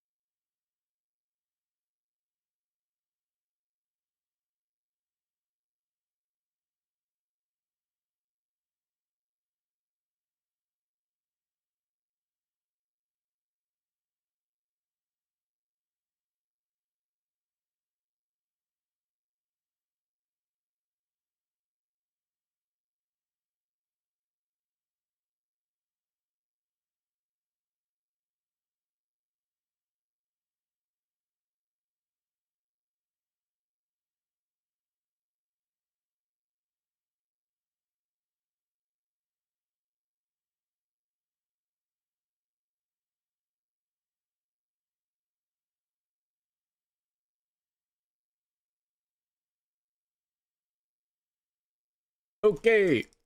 Sorry, I had to pee, dude. I had to pee, and then I was responding to a message from Voodoo Ranger. Sorry, man.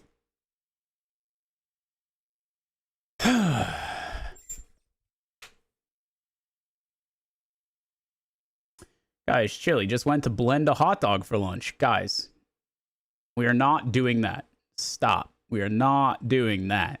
Stop it. All right, chat. Here we go. Regardless of what we saw on Reddit, what you would show somebody to convince them to play Marathon, what's fun in Marathon right now, and what's keeping people from playing, and what you'd want to change for season 3. Outside of all that, what's your hot take?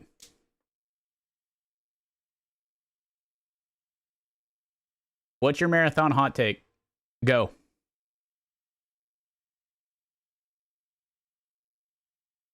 Okay. Nerf knifing. It will see a season 4. It's a hot take. More toe skins. Free to play.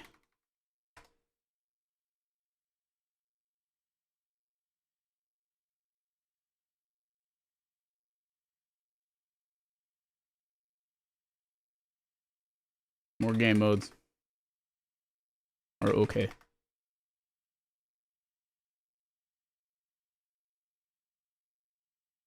All free kits should have Magnum sidearm. It's a crazy choice.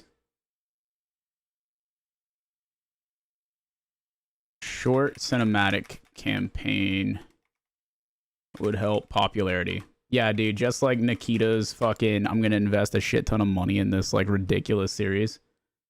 Like that. Assassins. Cloak dive.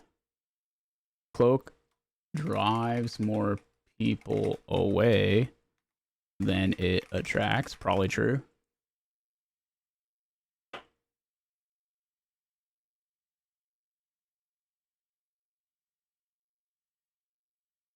PvP arena.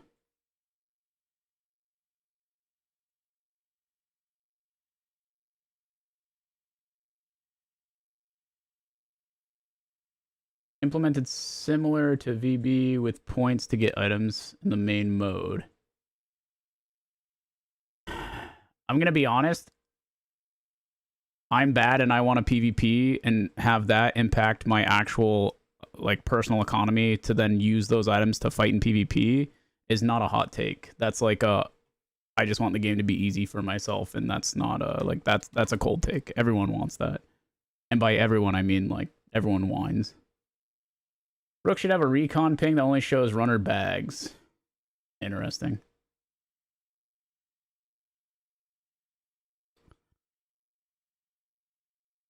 That's a crazy one. Yeah, and that's fine. That's fine. That makes sense, Zero. I think it's okay in that sense.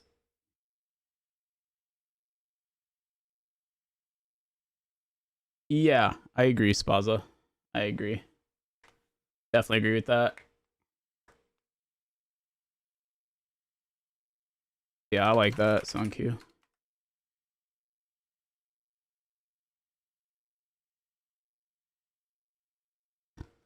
Yeah, that's fair. The problem is that the attachments are for multiple guns, so like they're not hard to come by. Right? Because if you find it for one gun, you find it for multiple. So like if you found like let's say like a bully SMG, if you found that a lot as a gray, like you did in season 1, everyone would just use it and kit it because you have so many attachments that can go on it because those attachments go on so many other guns. Does that make sense? I don't find the bully a lot. Not anymore. No, this season it's like a completely different thing.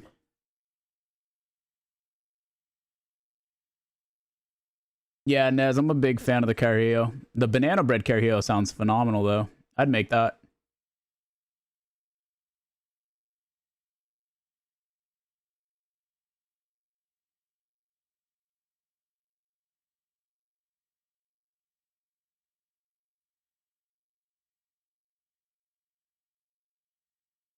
Yeah, that's true, I guess. I just hate Outpost, so that's probably why I'm biased.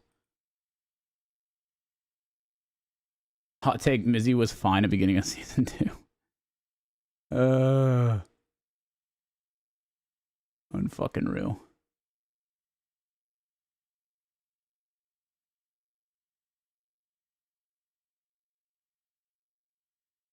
Alright. Alright, that's enough of that. In the same vein of hot takes. Excuse me, sir, excuse me. Can we get an unpopular opinion? Oh, yeah, turn all women into cubes? What do you think he means by that?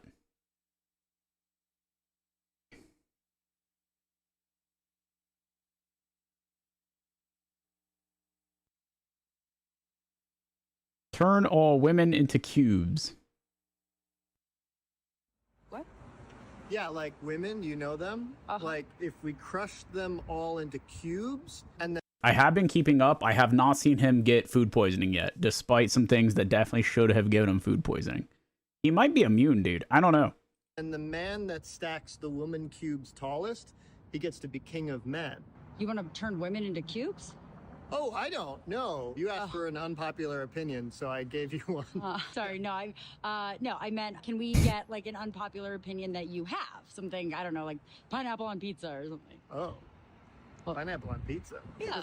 Ooh, sweet, delicious pineapple on bitter, bitter pizza? Why? Because they both start with the letter P? No. This ain't alphabet game, sister. This is dinner. Saying stuff like that makes me want to crush you into a cube. You understand? You and maybe all women. And then I'd stack you high. 1, 2, 3, 4, 5, 6, 7.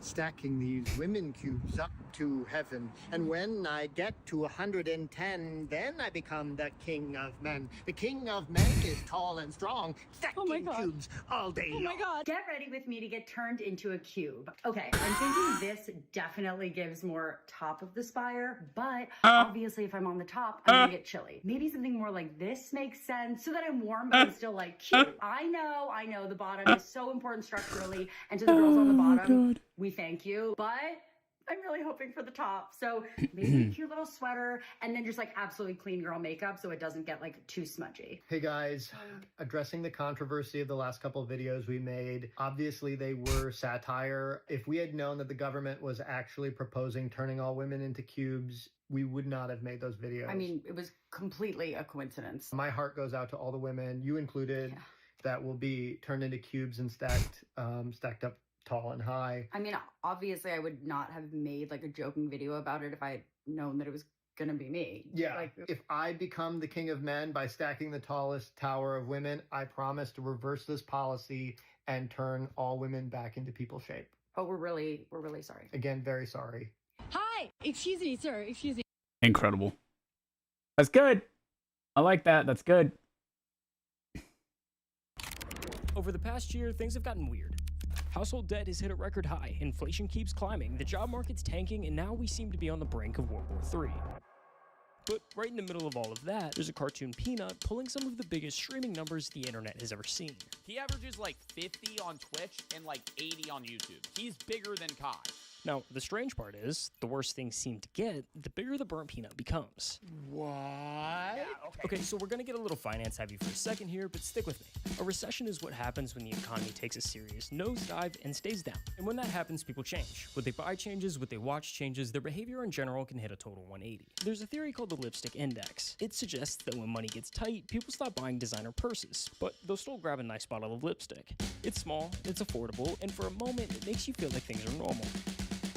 So why does that matter here? Well, because the burnt peanut is kind of like the lipstick. Not as some cheaper version of anything, but as something people turn to when everything else starts to become exhausting. I honestly think that the burnt peanut has brought to Twitch something it's never had. There was a hole in streaming that no one really recognized. Well, except for Peanut. My whole life has been changed when I found this stupid little peanut! Almost overnight, this cult-like following had formed. You love him, I love him.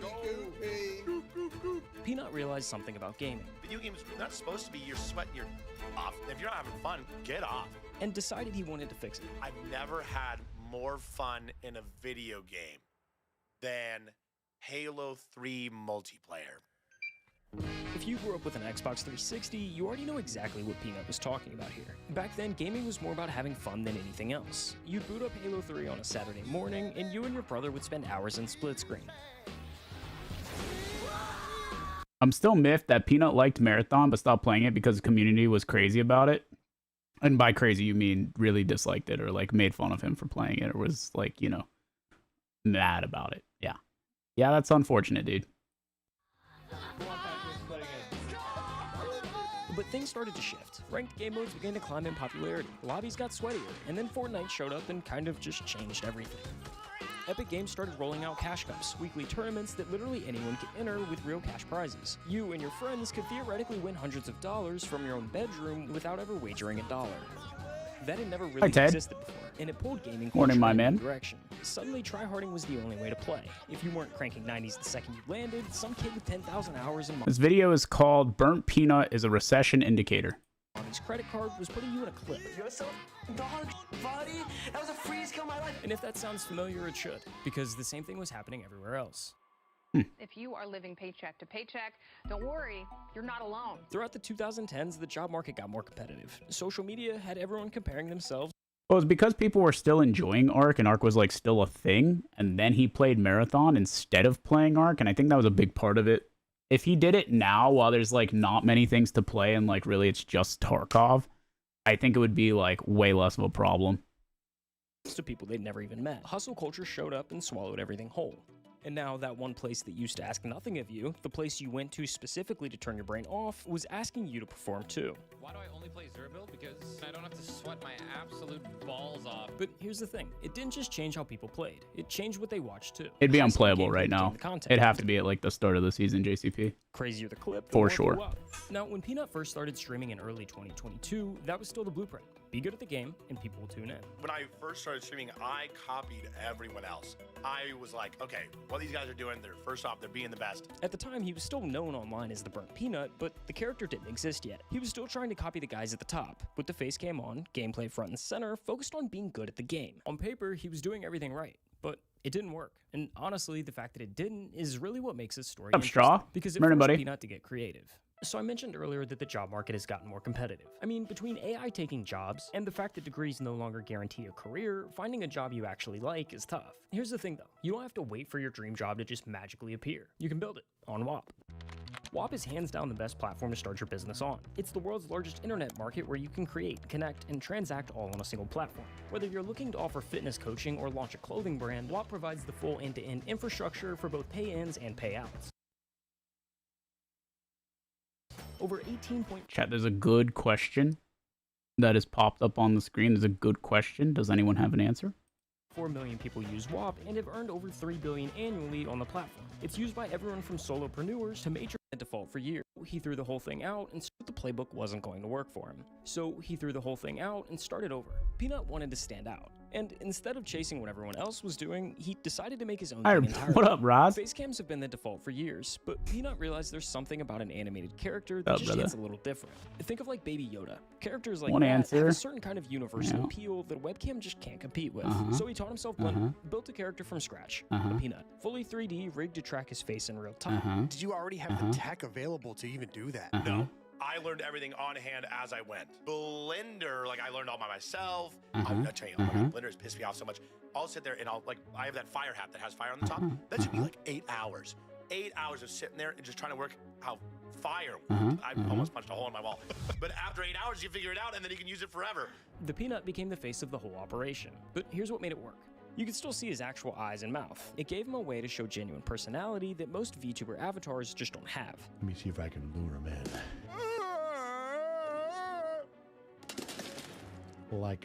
Like people want to, I think it's really funny. People always want to break down like how streamers get big or what their path to success is. And they get like really nuanced about it. And it's funny because like I'm a real nuanced guy, but bro, as it turns out, being like a successful streamer is literally a combination of being entertaining and how willing you are to cater to everybody. And that's really it. How willing you are to cater to the people that tune in mixed with how entertaining you are. That's it, dude. And it's not. And that'll determine like how quickly you can rise and also what your peak is, you know? Moth to a flame. Peanut's goal with this new direction went beyond just the character. He stopped. But it's like it's really funny because it's one of those things where it's like this clip was really funny. People will literally go out and make, you know, some sort of like VTuber similar avatar, thinking that that is the common ground needed to be successful like Peanut. Yep. That was it. That was the reason. It was that. That was his hook, guys. Yep. That's right. Trying to be the best player in the lobby. What? Gotcha! The goal wasn't to impress people anymore. It was to have fun. I go, yeah, yeah, yeah! All right, next guy up, come get it! To bring back that feeling games used to have before everything got so competitive. Back in the day, you would sit down on your couch, you'd play Halo 3. You and your brother, you'd be, you know, calling each other fat and you'd beating the shit out of each other in the game. That's what I try to bring back. I want my bunk leaders just sit there. I followed the streamer for like a year, subbed and donated, but he had a horrible habit of tone policing chat if they said even anything negative about a game, and I would see it annoy and alienate people all the time. I finally had enough after he lectured me on stream for saying something like bottom of the barrel for ideas. Bro's been streaming for like 15 years and barely pulls 80 viewers. How does that have to do with or? And feel like I'm on the couch with them, and we're just having fun. Like we're just hanging out. Like they're my boys. And 80 viewers is like a good. That's a lot of viewers for what it's worth. That dude's in like the top 0.01%. I'm having a hard time understanding where this is going or why.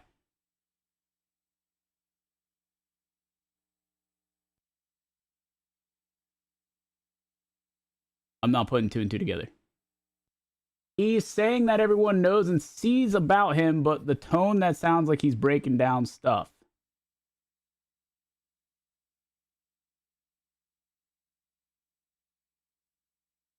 It's just that some people can't deal with chat. I think I have an interesting take on this. I get what you're saying. But have you ever considered that, like, maybe that dude wants, if you're getting lost in the woods lecturing your chat,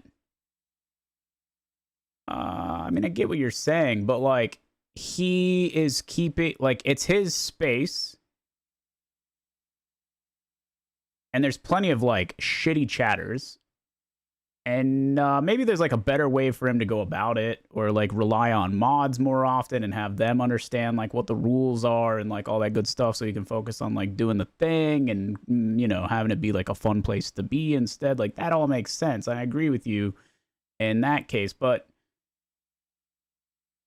not letting people behave a certain way in like your environment is the only way to maintain this as something that's fun.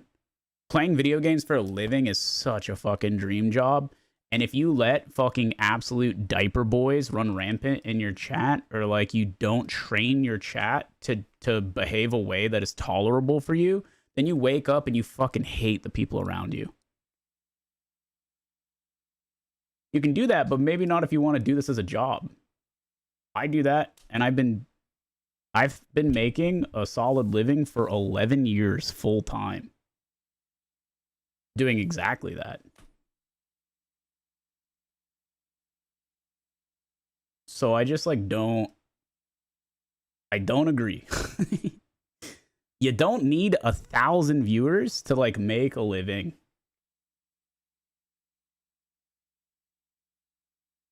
Maybe I explained it poorly. It's just overly sensitive.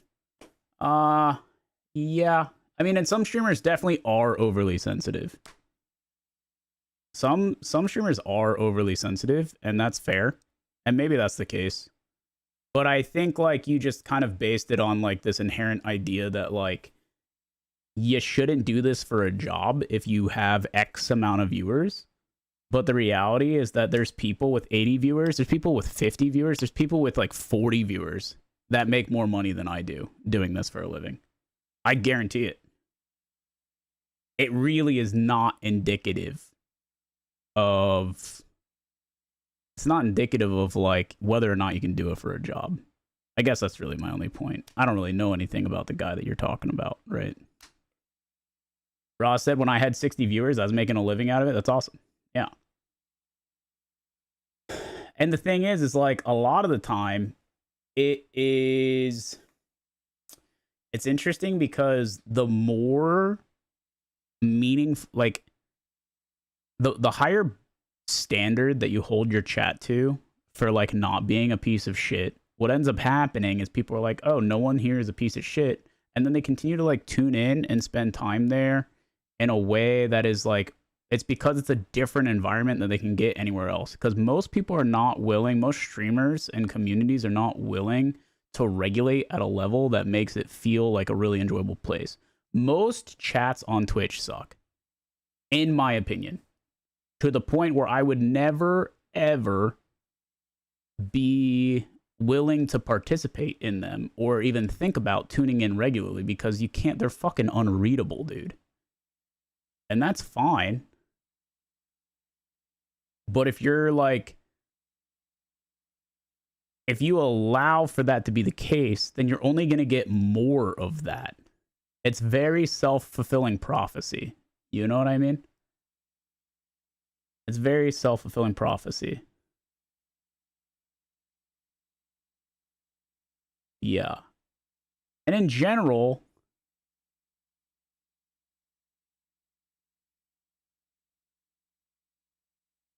yeah, that's lame as hell, Spud. That's obviously lame as hell. I get what you're saying, dude.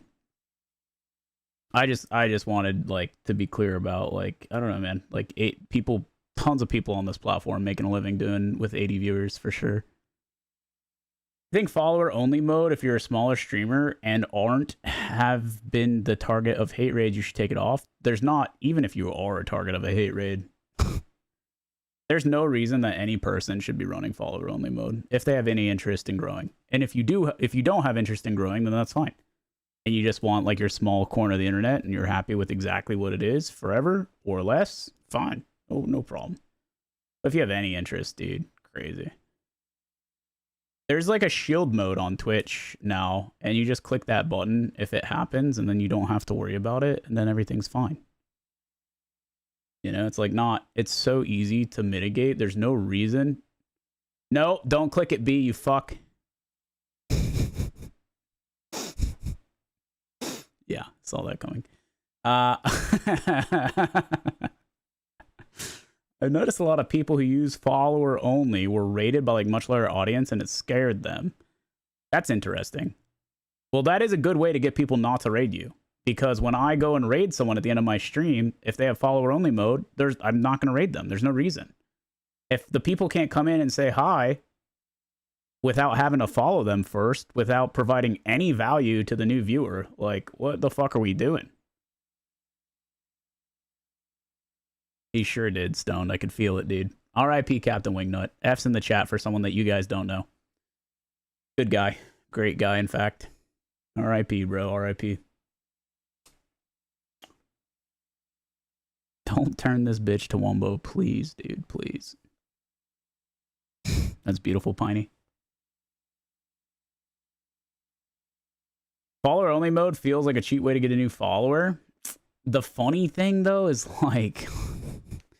you definitely get less followers as a result. And you definitely get less chat. If people see that you're in follower only mode and they have to follow to fucking type, not only are they not going to follow, but then they're not going to type. And like usually it's channels that desperately need the chat. You know what I mean? So it is what it is. You're essentially inherently asking for them to do something for you without providing them anything. And that's the part that's ass. I'd rather have like a nice conversation with someone brand new and let them have the opportunity to decide of whether or not they fuck with me. And then if that's a yes and they enjoyed the interaction and they got something from it, then they can choose to drop a follow. Like that shit makes sense, you know? That shit makes mad sense. But any other way feels so ass backwards. I just think it's more fun that way. That's what I would want to watch. Yeah. That's why I do what I do. When he first rolled out this new character in January of 2024, he averaged just 6 viewers. Shut the fuck up, Roz. I'll fucking hit your blue goblet. I've never followed someone who had follower only. Yeah, it's weird. No, we don't. There's no bots. There's no bots, dude. You missed the Ric Flair follow sound. Yeah, it would be incessant. There are days when we get, you know, like hundreds of follows and it just makes for a shitty stream. It is what it is. Like there are L's with that kind of thing for sure. And nothing really changed overnight, but he kept going. He stuck to his schedule, refined the character, creating new outfits and virtual sets, basically building out the world around. Instead, we have other shitty sounds that you can play on repeat. Around the peanut, piece by piece. And slowly people started to show up. Every day I'd hop on and there'd be more bungulators. I hop on the next day, there'd be more bungulators. By the end of streamers that have 1 minute ads as soon as you click in, yeah, so those are called pre-rolls, and you are forced to run 3 minutes of ads per hour on a schedule in in order to avoid someone getting a pre-roll. Unfortunately, it's still possible for someone to click in and get an ad if it lands the right way. You know what I mean?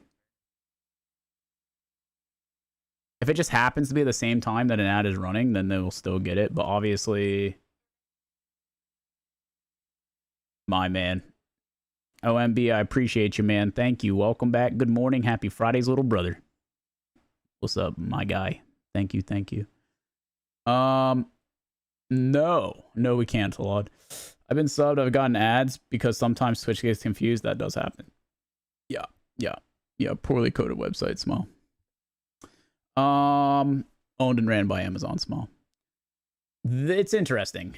It's definitely interesting. The obviously 57 minutes of the hour though. Nobody's gonna have pre-rolls, which is important. Having pre-rolls on and having follower only mode on are the two best ways to kill your stream. 100%. And ensure that no one ever gives a flying fuck about what you're doing.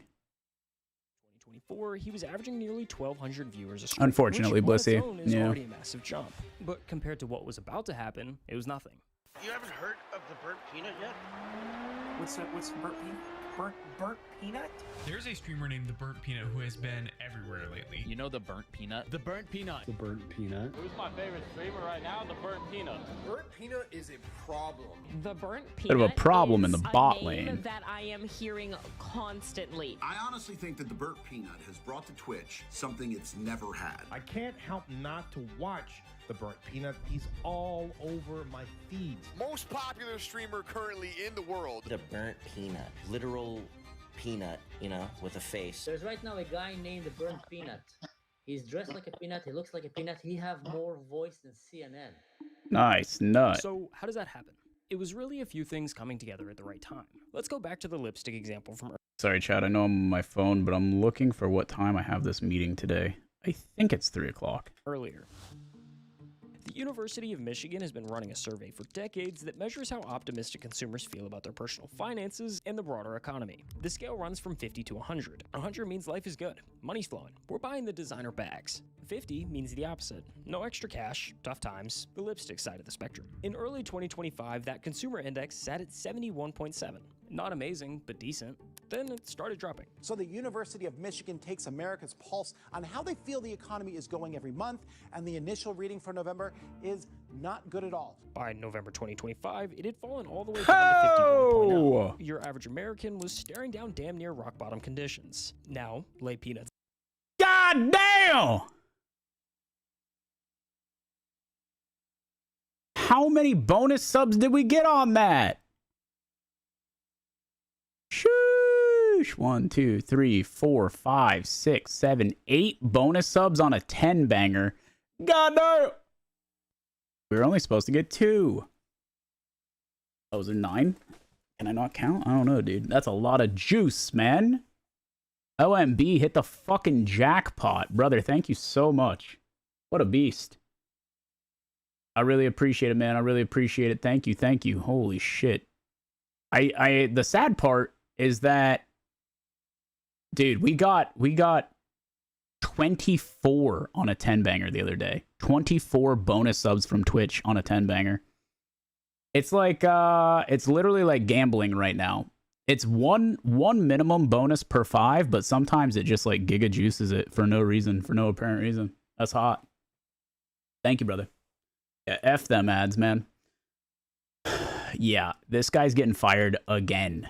We've seen him get fired in the past. He's getting fired again, boys. I will say there is a brand new 10 banger alert gamble hit. It's new. What happens with the 10 gamble alert is new. It has not debuted yet, and it's very hot. And I do look forward to when it hits. I won't even be mad about paying. I won't even be mad. That's my promise. Mostly. Viewership over that same time. Okay, yeah, it's 3 o'clock Eastern. Month, Okay, you'll great. notice something. In November, the exact month the consumer index bottoms out, Peanuts viewership hits an all-time high. And I really think the state of the world plays a massive role in that spike. I'll speak for myself here, but it feels like recently I can work harder than I ever have and still feel like I'm falling a step behind. I mean, my rent keeps going up, groceries keep going up, insurance keeps going up, Everything's more expensive, and to be honest, it's kind of exhausting. The last thing I want to do after working some ungodly hours is get on COD and get absolutely railed by some sweat. Every major game right now is practically unplayable unless you spend countless hours actually grinding it. Gaming as a whole has felt pretty stale for a minute now, which is where the next piece of the puzzle comes in. Arc Raiders released in October of 2025, and did it in a big way. Over 264,000 people jumped in within the first 2 days alone. Did you ever go back to Tarkey for Season 1? I played 2 days. And while they have some good things going on, the core game is still just really bad. IMO. Like, the actual gunplay just and the server netcode just feels terrible. Yeah. And that number kept climbing. By the end of November, over 481,000 players across all platforms were logging in daily. So the question is why? What made this game stick out when You're the so many man, others OMB. failed? Thank you so Well, much, because it dude. worked for Guys, can I one get some people love in the chat, please, for OM Bizzle? Appreciate that, brother. Appreciate that.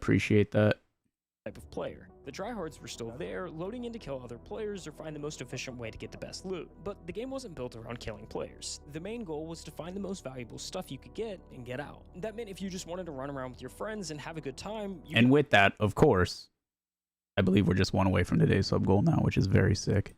do that. And that unlocked something that a lot of multiplayer games had quietly killed over the years. The ability to just hang out, to mess around, to die laughing instead of dying frustrated. Arc Raiders kind of made it so the casual players can understand extraction shooters very easily. The game gave casual players a reason to show up and a reason to stay. That fit Peanut's mold to a T. He was good at games, but he wasn't trying to be the best. Instead, he focused on making genuine moments with his community. And in November 2025, he pulled off what is probably his biggest community moment ever. Not just his community though, the streaming community as a whole.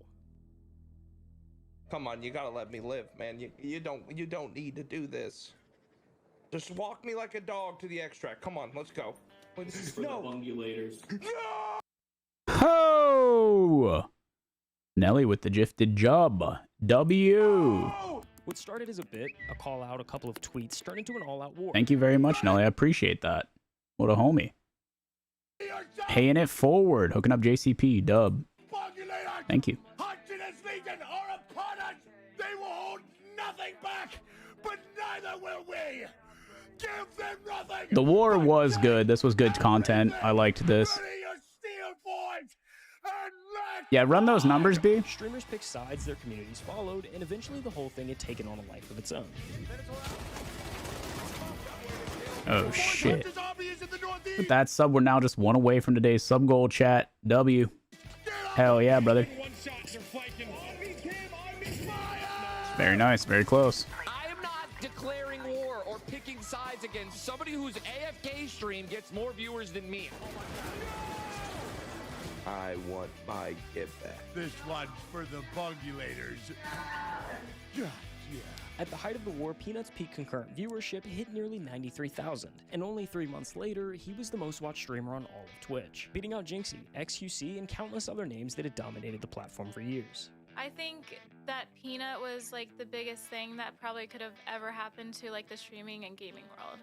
I agree. He's changed people's outlooks on video games and just streaming in general, and I think he's Him constantly saying Gingy's such a cool guy is funny every time, to be fair. Josh, holy shit, man. a ton of streamers. Josh coming in with a Gifty. Thank you, brother. Let's have fun again, you know? Like, that's what was missing. Now, the current state of the world in Arc Raiders definitely created the perfect stage for Peanut to shine.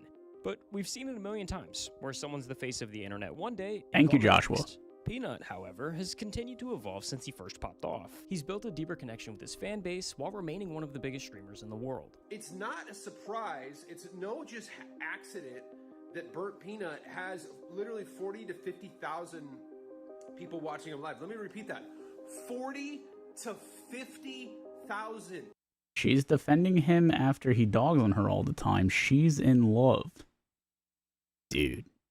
That's the most chronically online thing I've ever read in my life. I hate to say it. That's the most chronic. You gotta listen. I need you to do me a favor. Walk outside. Interact with another human being. I know it's gonna be rough, but start practicing. I believe in you. I do believe in you.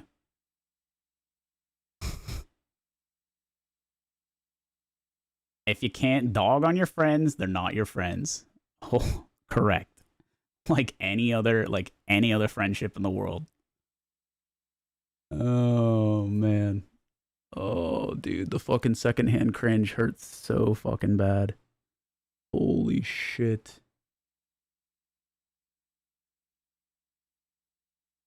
You know what? Retrospectively, if you do go outside and interact with someone, for now, I need it to not be a woman. All right? I don't think you're ready for that. I need it to not be a woman for now. That's clearly going to be an issue. I think there are 3 things that really separate him from the rest of the crowd.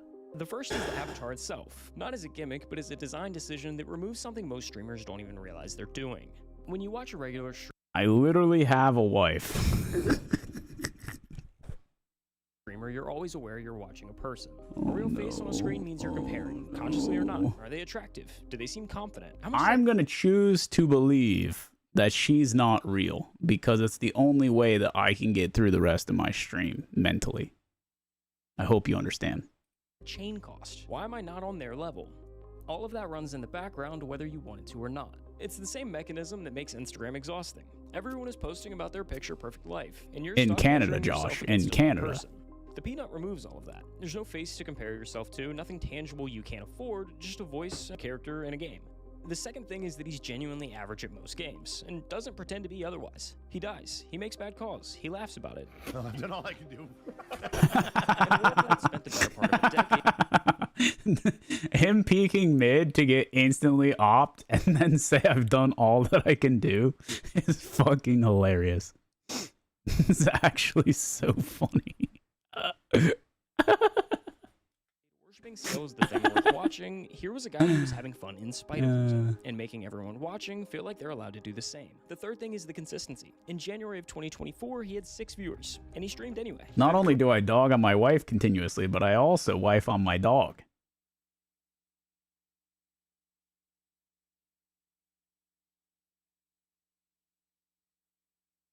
Very slightly more. At a schedule that averaged over 150 hours per month, he just kept going. And when everything finally exploded and the industry started paying attention, he said something in an interview that kind of stuck with me. Has it hit you FBI? yet? That guy right there. That guy right there. Not really. I don't really do anything different. I mean, I still DoorDash the Big Macs. I drive a $900 box. I mean, that thing's gonna explode any day. I'm telling you. I don't know. But reading it the right way was so much less funny. That's why I get paid the big bucks. That's why we're coming up on 10 years partnered, chat. I just, like, every day I hop on the stream. That right there. Room. You're welcome. It's the same guys. I'm not sitting there and be like, oh, dude, I'm, this big streamer now. It really doesn't feel like that. Like, it feels just like I'm at home. It's just like, it's everything I do. Yeah. So nothing really changed all that much.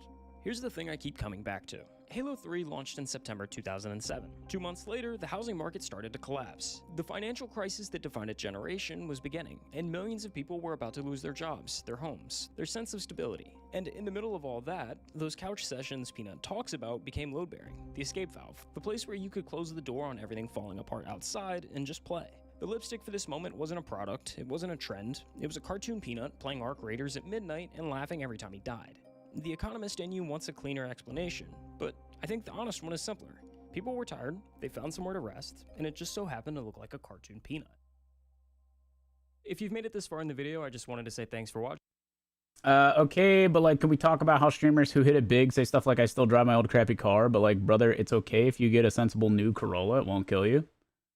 Yeah, I mean, also, like, as a streamer, like, the car thing, like, I love cars, but the reality is I work from home. Like, I don't drive a lot. I don't need a good car. I totally, like, it's a matter of, like, want and need, and you can't even enjoy it. Like, if I fucking commuted or some shit, maybe. I don't know. It makes sense. I also think that, like, yeah, just from the streamer perspective, I will say I find that I have a sense of responsibility to not be shitty with my money. I see a lot of streamers who are very clearly very shitty with their money, and it feels disrespectful towards the people who support them. And so I'm always pretty open about that kind of thing. And I don't know. I feel like if you are intentionally shit about the way that you spend, or you buy a bunch of like weird material things for no reason, then you also have a wife and child to care for. I have a child. For clarity, I have a child.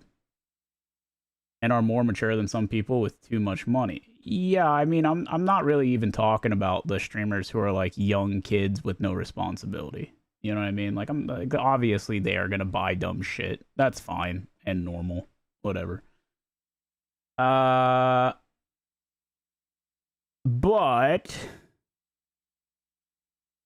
I don't know. I would feel really weird or shit getting the support that I get from you guys to then have like this like fucking like to then like go gamble in like a way that's not for content. You know, let's not get crazy. You know, we still are gonna get some fucking CS boxes every now and again. You feel me? But it just doesn't make sense to me. Or to go buy some like real dumb shit, or just have a crazy fucking, I don't know. It would feel way worse to have a crazy car payment. Like, because specifically my income is based on your support and appreciation for what I do. Like, I understand that it's like for the entertainment. I get that. Like, it's an entertainment job and it's like a tip for like having a good time here. But I'll never not feel responsible to you guys to like make good choices. Because the reality is, like, you are investing in me continuing to do this. And if I made a bunch of bad choices, then I wouldn't be able to do that. I wouldn't do this like continually. Does that make sense? I don't know. Feel free to hit the subscribe button, like the video, all the YouTube stuff. We also have a community on WAP where we post behind the scenes content and videos breaking down how we make these videos. If you wanted to check that out, support the channel, that'd be awesome.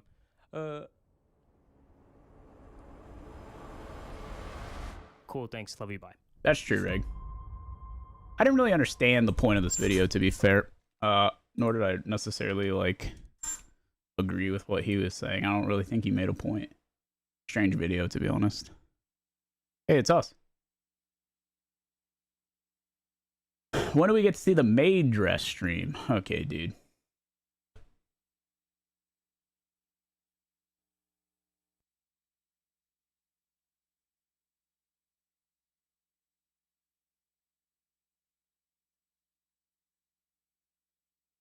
...2024 plug-in Prius, we're ordering the new CHR-EV. Will save a lot of money on commute. Nice.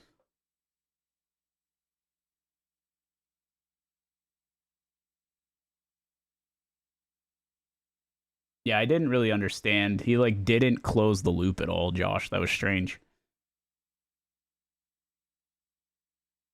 Thursdays we start after I drop the boy, so it's a bit later than usual.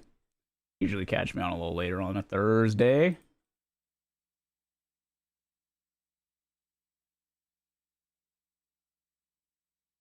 I'm itchy, B. Nothing is pregnant near me. Okay, dude. A damn truck needs new transmission at 45k miles. Rough. We'll know the full fuckery to my wallet next week. That sucks, man. I'm sorry. Free to play will completely kill Marathon. It's the best passive anti-cheat. Yeah, I agree. I agree. These are not my hot takes. This is chat hot takes. And I disagree with at least half of them.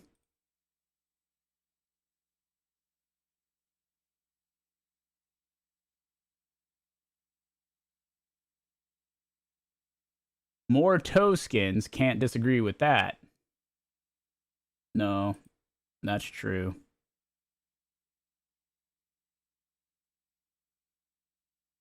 All right. Let's get the Chinese buffet. You have a fucking, you got a video? Let me get one. Let me get a recent. Let me get a recent, dude. Throw one in.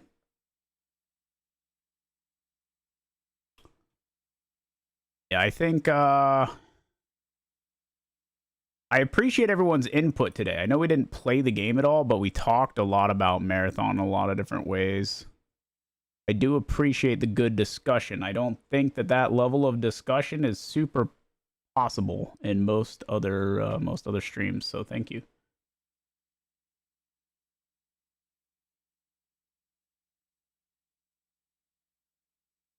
Day 79 of eating at every Chinese buffet I can until I get food poisoning. Today we're at the Bamboo Garden Restaurant 2 in Arkdale, North Carolina. And this one has 2.8 North stars. Carolina, come on and raise Where the up. fuck's the first one?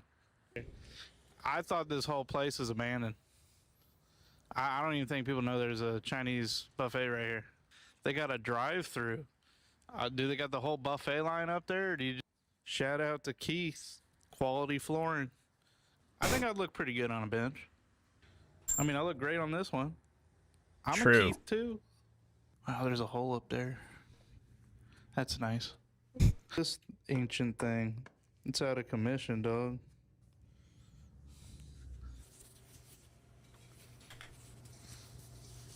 It being dead fucking quiet in there is crazy. Hi, Aries. This buffet cost me $28.36 for 2 people. What does that mean? Gotta get us some of them shrimps. A little greasy. We got some of that Chinese spaghetti. I think this is thinner than what it's supposed to be. Oh shoot. A little extra protein never hurt nobody. Give me one of these fried mushrooms. This thing looks crisp, dude. Oh! Looks like they just fried it. Like straight into the oil. All restaurant furniture and equipment is for sale. Thank you.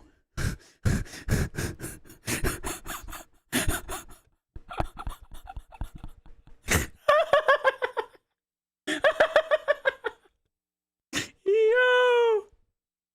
That's so good. Oh no, dude. Oh man. Hi DT. Dude, that's hilarious. That's so fucking funny. We gotta get some of them crispy noodle. Crab rangoon. Spoke too soon, Salt. Star shaped. Not my favorite shape. We're gooning alright. It's got more of the green beans and shrimp in here, so this is fresh. What an interesting dish I've never seen in my life. This is where the fucking bathroom is, back here in this dark corner. Whoa. Okay. This feels like a bathroom in a scary movie. Oh, it's gonna get bad, chat. He's gonna do the... Can't even lock this. There's no lock. Somebody just gonna walk in here and try and poop with you or something. I don't even know what's going on there. Is bro I slid off the toilet and took the whole damn seat with me. Do they have a whole fucking bungee cord on the toilet seat? Are you kidding? What the fuck? Plate number 1. Fish. Pretty good. Got me a little goon. That's extremely yellow. Yeah, I'm not gooning. We have that classic green bean and shrimp. It tastes exactly like green beans and shrimp. Plate number 2. They just threw it in the fryer. It's not great. It's sesame chicken. This is a first for me. My stomach Kinda hurts, tastes like chat. ketchup. I don't like this. Very good. That was very good. My Does the stomach Bamboo hurts. Garden deserve 2.8 stars? I'll give it like a 2.6. This is a very scary place. Good question, Salt. It's like a horror film, but there's a buffet in the middle of it. And there's no fucking pizza. Oh, shout out to Mike. Hell yeah. Unfucking real, dude. It's actually unreal. That was which day? This is day 79 of eating. 79.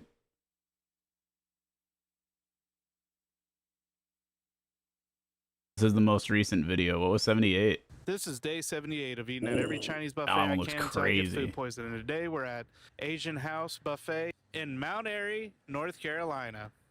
And this one has 2.5 stars on Yelp.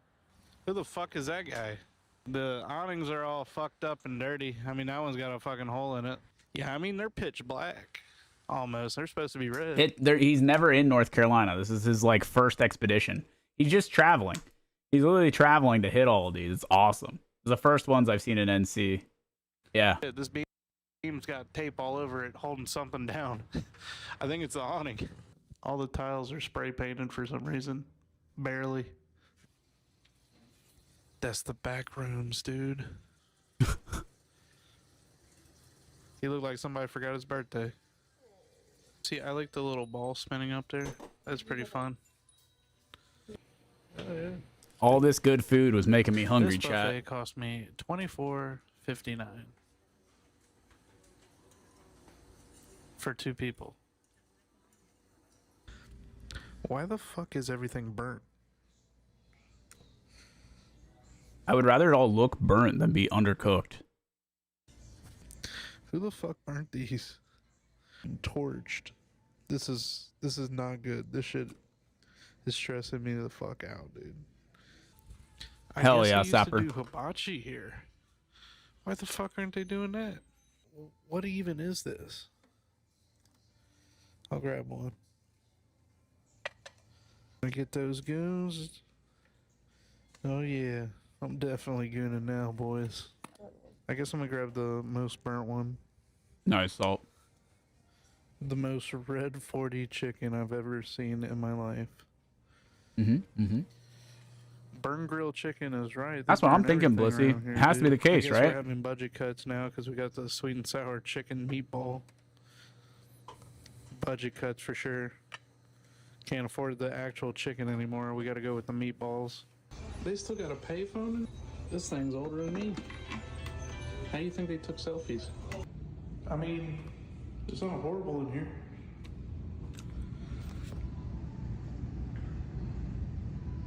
I still think a bucket would work better. Where the fuck is the pizza? Fried cream shrimp, but this is like coconut shrimp, but all the stuff's like burned at the bottom, so. You know, my grandma used to use one of these as a back scratcher. And then like, she would like literally use it for spaghetti. She would like use this to scratch her back and just put it back and wash it. I felt a little weird after she did that. You know, have some grandma back spaghetti. Plate number 1. 1 burnt mushroom.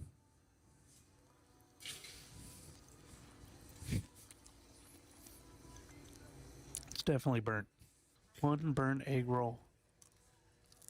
1 red 40 chicken. It's a lot of red 40, yeah. It's pretty good. 1 crab rangoon. Oh yeah, I'm good. Plate number 2. The budget cut sweet and sour chicken. Kind of tastes like a baked bean. Chinese spaghetti. It ain't great. We got some of that macaroni salad, dude. This is not pasta salad.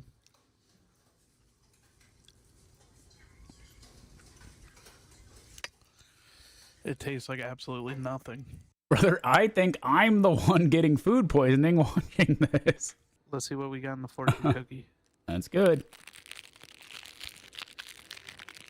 This month you'll make significant progress toward your goals. Bang. Let's fucking go. Does the Asian House Hibachi Buffet deserve 2.5 stars? I'm going to have to drop it down to 1.8 stars. Where the fuck is the hibachi, first of all? Or where the fuck is the hibachi? Why is everything burnt? And where the fuck is the pizza? I mean, that sign literally says hibachi open every day. Where? Okay. That's unlucky. The parasite from this buffet is going to be cheaper than his GLP-1. True. True and real. My month's goals were getting the truck in for service, and I also needed to get my butthole in for service. Oh.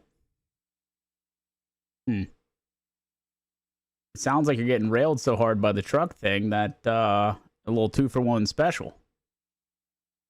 Seems like a little wombo combo. If this guy makes it 100 days, he should be tested for food poisoning immunity. Yeah.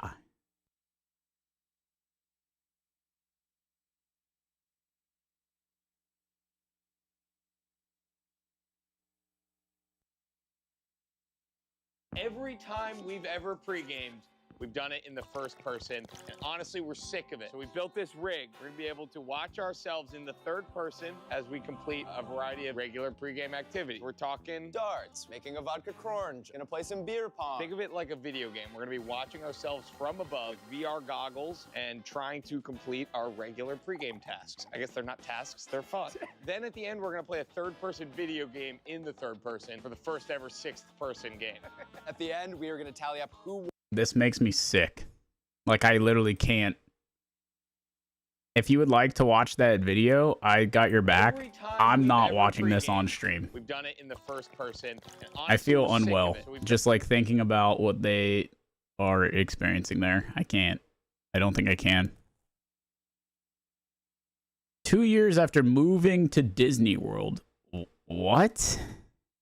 2 years ago, I moved to Orlando, Florida, so I could live next to all the theme parks and go to them every single day. And I will say it's been a pretty wild 2 years. So I'm gonna go over some of the good and the bad and the surprising aspects about living around here. I'll tell some of my favorite stories I've had around here, as well as talk about how much living here has changed since I got here too. Now, I will warn you, if you are thinking about moving here, your perspective on the parks are going to change quite a bit. No, different guys. The way I usually put it is that living here makes the parks less exciting, but more enjoyable. And the reason I have to warn you is because if you see like Disney World as a place where you have so many sentimental memories and it's like a very special place for you, then moving here might actually like kind of ruin that for you. Like, no shit, dude.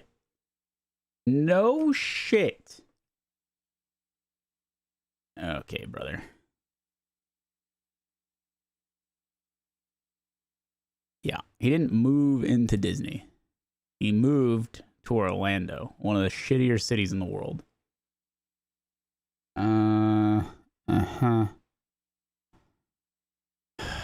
I hate this guy, but we're gonna give it a whirl. If I had to have one breakfast for the rest of my life, it would probably be this.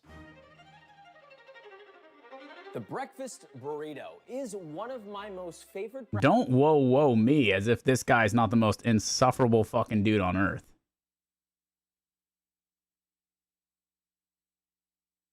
Come on now. Oh, the O-Town slander. Brother, come on. Come on. I would rather live in Gaines, Vegas than O-Town. Even as an old man. I'm just saying. That's how bad O-Town is. You stop it.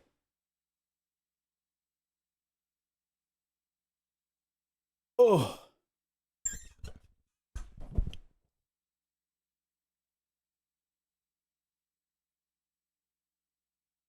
I think his earlier videos are way worse. I think he's like much more like handleable these days. That's my 2 cents. I don't know. He pisses me the fuck off. I've actually convinced myself not to watch that video. Yeah, that's where I'm at. Chat, this has been very insightful. Thank you for your input. Thank you for your input. I'm going to take that with me and fold it up and put it in my pocket. Tomorrow is Friday, And I need to know, are we getting weird? 1-1s, 2-2s.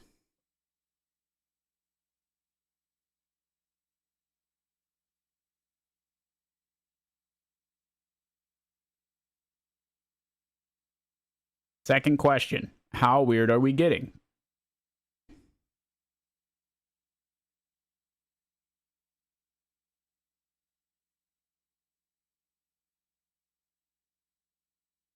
Is it hardcore Minecraft time yet? It's going to be so good, man. I actually can't wait. It's going to be so fucking good, dude.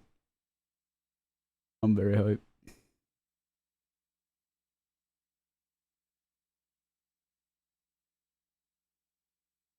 Hardcore WoW Classic when? You missed a lot of content if you didn't see me do that. When is the drink happening? What drink? And if you say hot dog, I'm gonna fucking snap.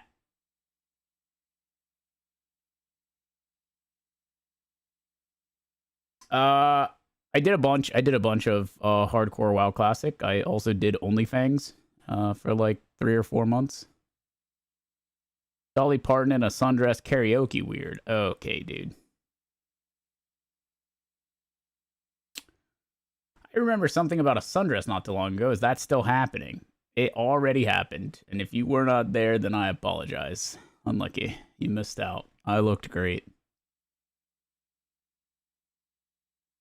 My hot dog fell down there. Of course, I had to take a call during the Chinese buffet guy. He got them paired dogs out in the bathroom. You already know. Yeah, Tim Curry yelling space weird. Yeah, that could be good. That could be good. Absolutely not, Bussy, no.